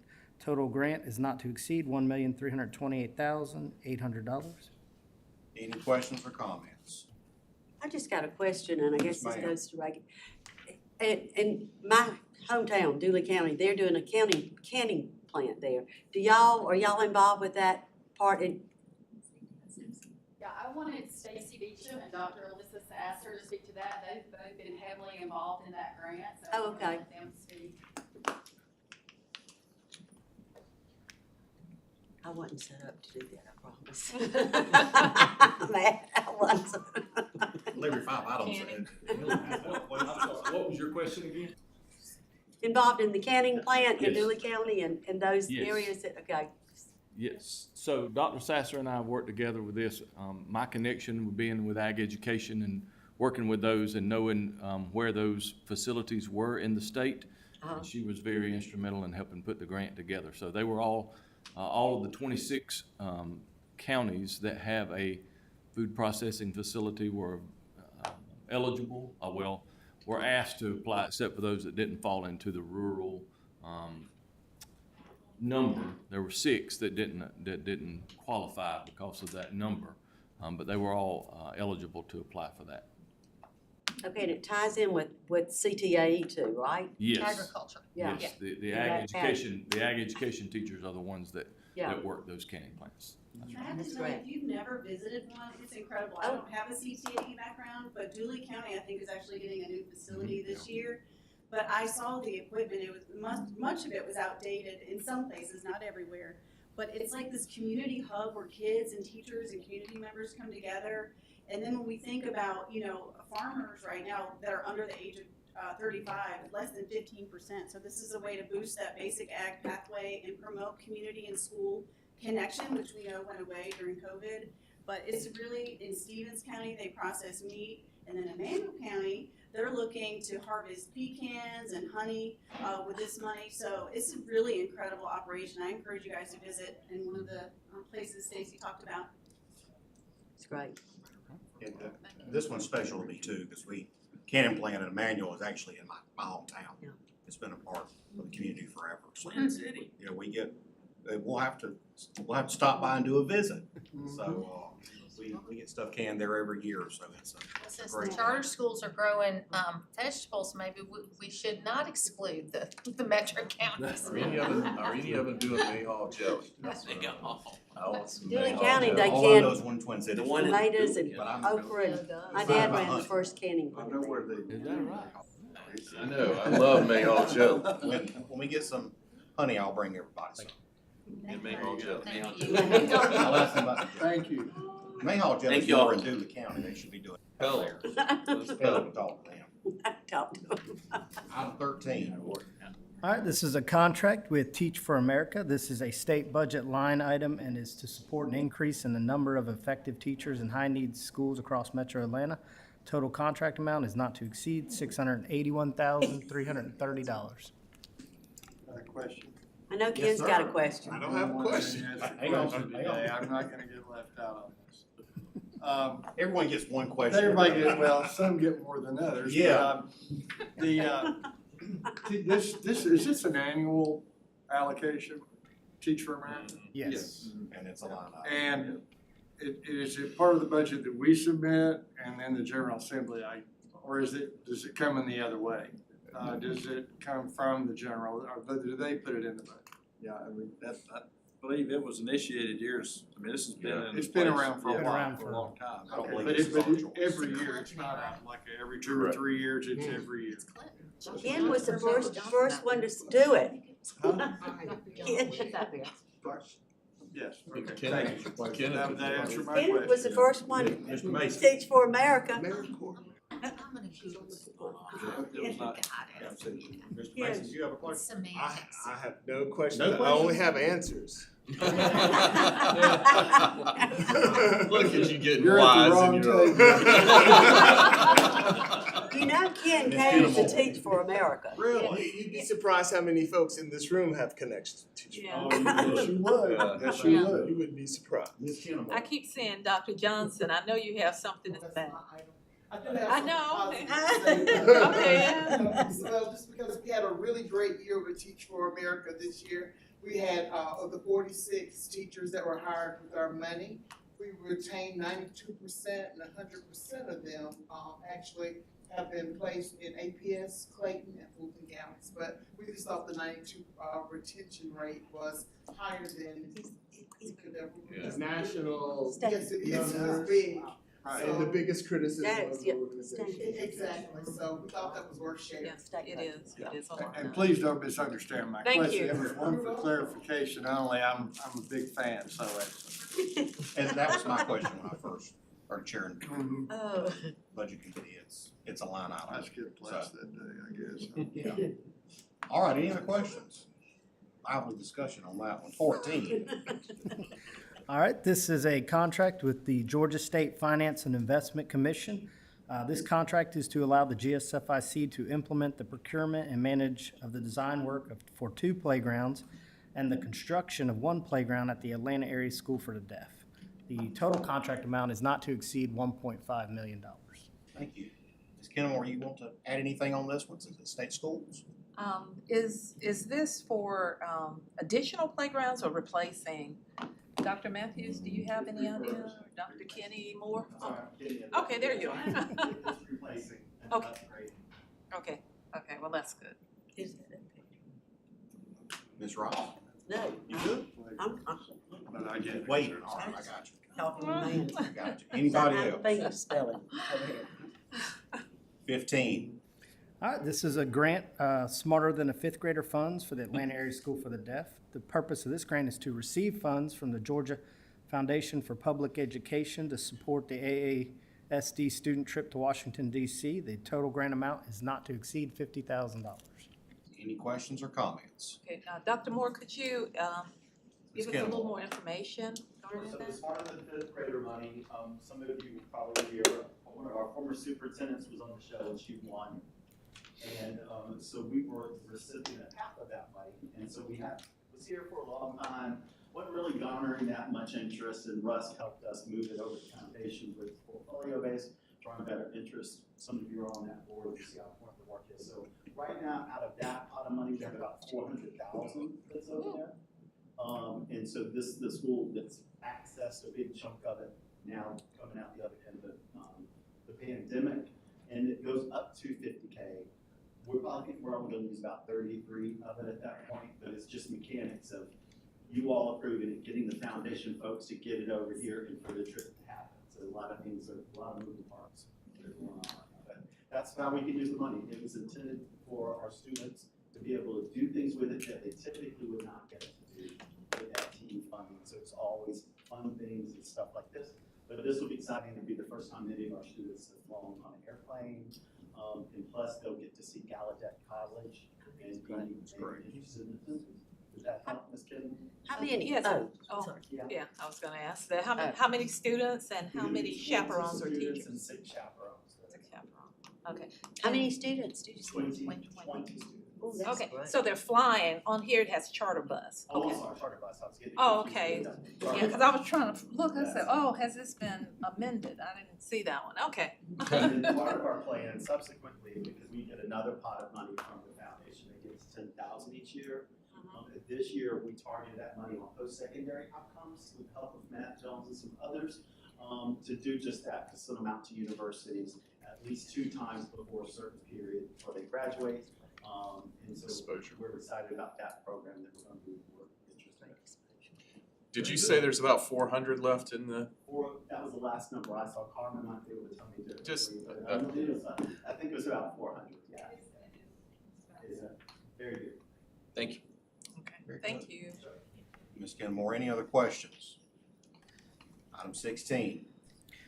All right, this is a grant for Computer Science Opportunity Grant. This is a state budget line item to provide computer science teachers with professional support for instruction, practice, and to promote the use of physical computing as a means to engage students in computer science education. The total grant amount is not to exceed $262,000. Very good. Any questions or comments? Item 17. All right, this is our dyslexia endorsement for teachers. This is a state budget line item to increase the capacity of teachers to address the educational needs of students with dyslexia. The total contract amount is not to exceed $1,470,007. Very good. Any questions, comments? Yeah, Mr. Roy? we've been, I know various members have been asking for information on the screeners. And as I see this is going to our LEAs, which is great, and I think that's the best way to do it. Is this money gonna be used for those screeners? Or? I believe I believe this is all Is that- professional learning. This is all This- PL? yeah, this, I think it's within, 24. I would say, right now, I know there are discussions where they have tentatively added some money for dyslexia that would go to the screener. So we're just waiting to see how the process across the street pans out. Okay, so this is for professional learning for Yeah, this is, from my understanding, correct me, Russ, but they have not taken this money out or shifted that money to be used for anything else, but currently they have added money into the budget for screening, for the screeners, so. Yeah, And obviously that's there's probably- still legislation working through Yeah. on specific So to dyslexia. I use that tentatively right Sure. now. Good question. Any other questions? Well, let me ask you this, my computer, it's not me, y'all, I'm telling you. Are you sure? It's between the keyboard and When the you chair. start out with that, it makes us wonder. I know, but Yeah. Lisa will testify to this. It She's not, she's keeping her mouth shut. I know. Mine's working fine. Mine always works. The professional learning that's with the endorsement, so, and I can't pull up what I was reading. Our RESAs are doing those endorsements too, and they're training groups. So is the money, I guess this for, This is $86,471 to each RESA yeah, but for professional learning. And that would be for the endorsements, endorsements, yeah. And they have a cohort that they teach at those RESAs for that. Right. The other thing is something separate, and we could probably have a discussion about that. That's what that answers Yeah. my question, Mr. Chairman.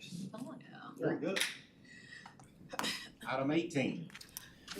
Item 18 is a contract with Resultant. The purpose of this contract is for Georgia Department of Education is in conducting an overhaul of its data collection Hallelujah. and storage system as part of its data modernization initiative. This total contract is not to exceed $883,700. I had some questions on this one. I think Dr. Osborne is here, so we're gonna put him on the spot.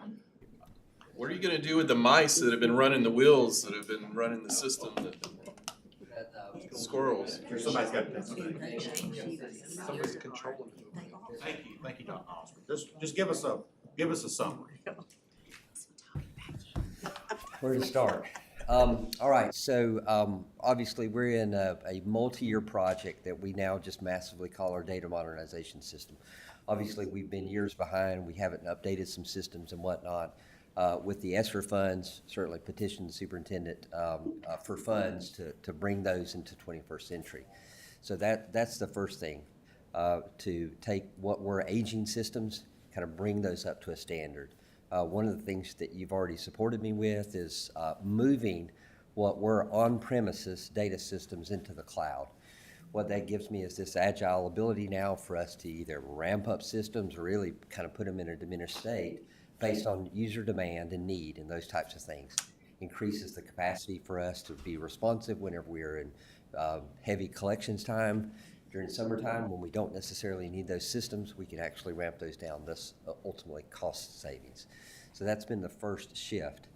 The second thing that we're doing now, which is the start of this work, is we'll be engaging with this company to help us standardize on a new collection process. And the reason why that we need to do that is that when we originally built our data collection system, there was no standard in place. And so as a result of that, You know, we basically, whenever we decided that we needed to collect an element of data, we would just name it whatever, okay? Which was fine for the time because there was no need necessarily for standardization. In this day and age, however, the need for us to use data and be very responsive with that and very agile means that we need to have some type of standard. And whenever I say standard, this is, for us in the data world, it's the same thing as saying everywhere, every state that you go to, we all acknowledge that there's a standard for lights, right? There's a red light, a yellow light, and a green light, and we all say it means the same thing. Same thing for electricity. We do the same thing in the world of data now, specifically so that we can allow for otherwise disparate systems to connect to one another. We can collect information from those in an organized fashion and be able to do meaningful things with that. All this is being done for this case so that we can, again, be much more responsive to need, be able to answer questions a lot quicker than we have heretofore, and then certainly be able to present data in a bigger fashion and do neat things with that. So that standard that we're implementing now is something called EdFi, and there's well about 20, 25 states that are really looking at this.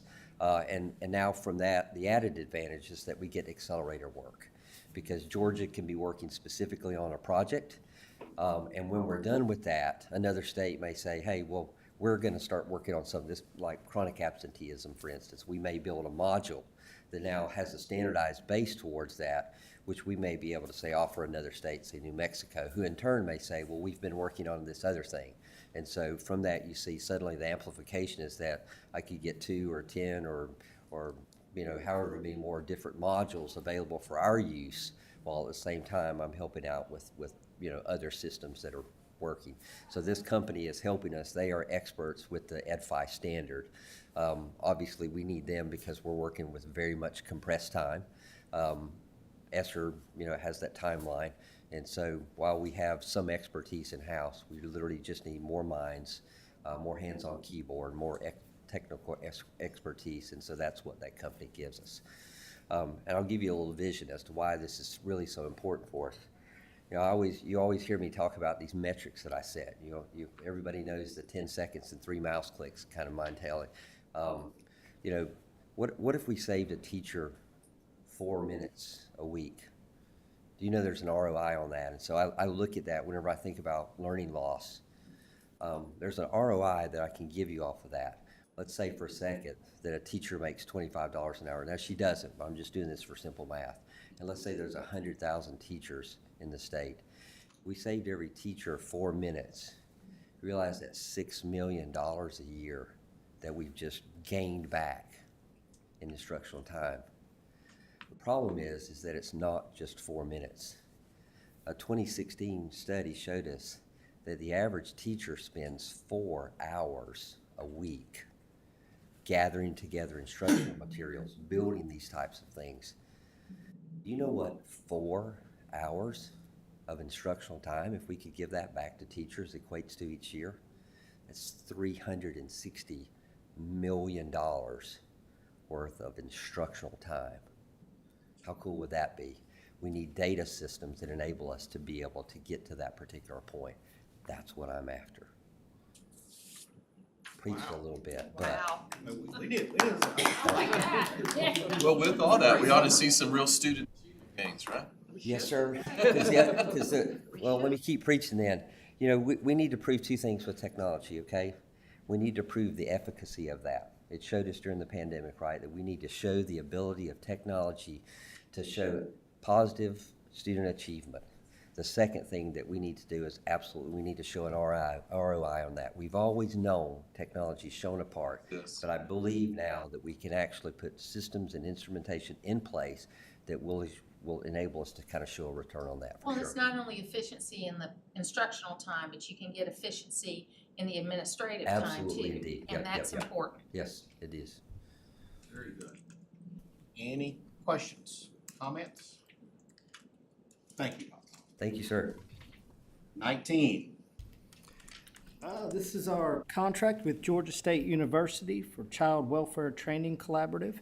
Purpose of this contract is to provide mental health awareness training to schools, districts, and RESAs. The total contract amount is not to exceed $300,000. Any questions or comments? Is Justin here? Ms. Ross?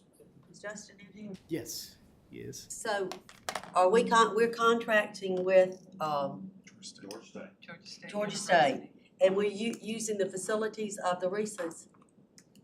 Which one, ma'am? This Georgia State Child Welfare Training Collaborative to provide mental health awareness. You wanna know where It the says, training's gonna be? yeah, where is the is it going all through the state? This is part of the trainings. Yes. Some of them are, most of the trainings are in the district's locations. Some of them could be held at Georgia State. Oh, okay, so, but some are at the Reese's and some are at Georgia State. They could be. Most of them are at the Reese's though. Okay. This is a large menu, probably 65 options. So 300,000 goes to Georgia State, to train. Yeah, So the 300,000 is going to Georgia State for them to come and work across the state, some here correct. and some across our That's region. great. If they're locally at the, within the metro, they could go to Georgia State, but the vast majority are all at the Reese's. Outside of metro. Okay, but are the Reese's getting any, I mean, are they getting any funding for that? Are they just hosting? They're just hosting. We're help facilitating the trainings taking place there, based on the needs assessment. Okay.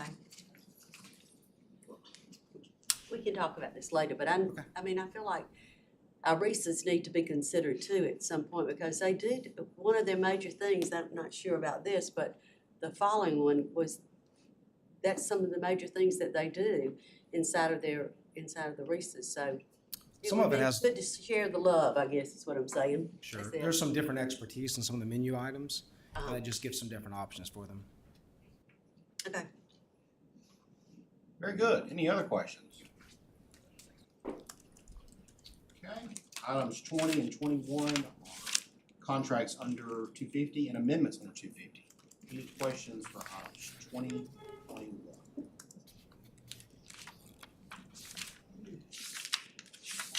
None? All right. So we have reviewed items 1 through 21. Is there any objection to moving all those items to the consent agenda for consideration tomorrow? Are there any objections? Items 1 through 21 are advanced to the consent agenda. Any more business for this committee? Hearing none, the committee is adjourned. All right, thank you, Mr. Donaldson. Chairman. I believe that concludes the business of the committees for the day. As we said, the audit will be postponed until May because we don't have an April meeting. And so to that end, that concludes committee business, and we will close for today, and we will resume at 9 o'clock tomorrow morning with our committee of the whole and our regular board meeting. Thank you all, and we are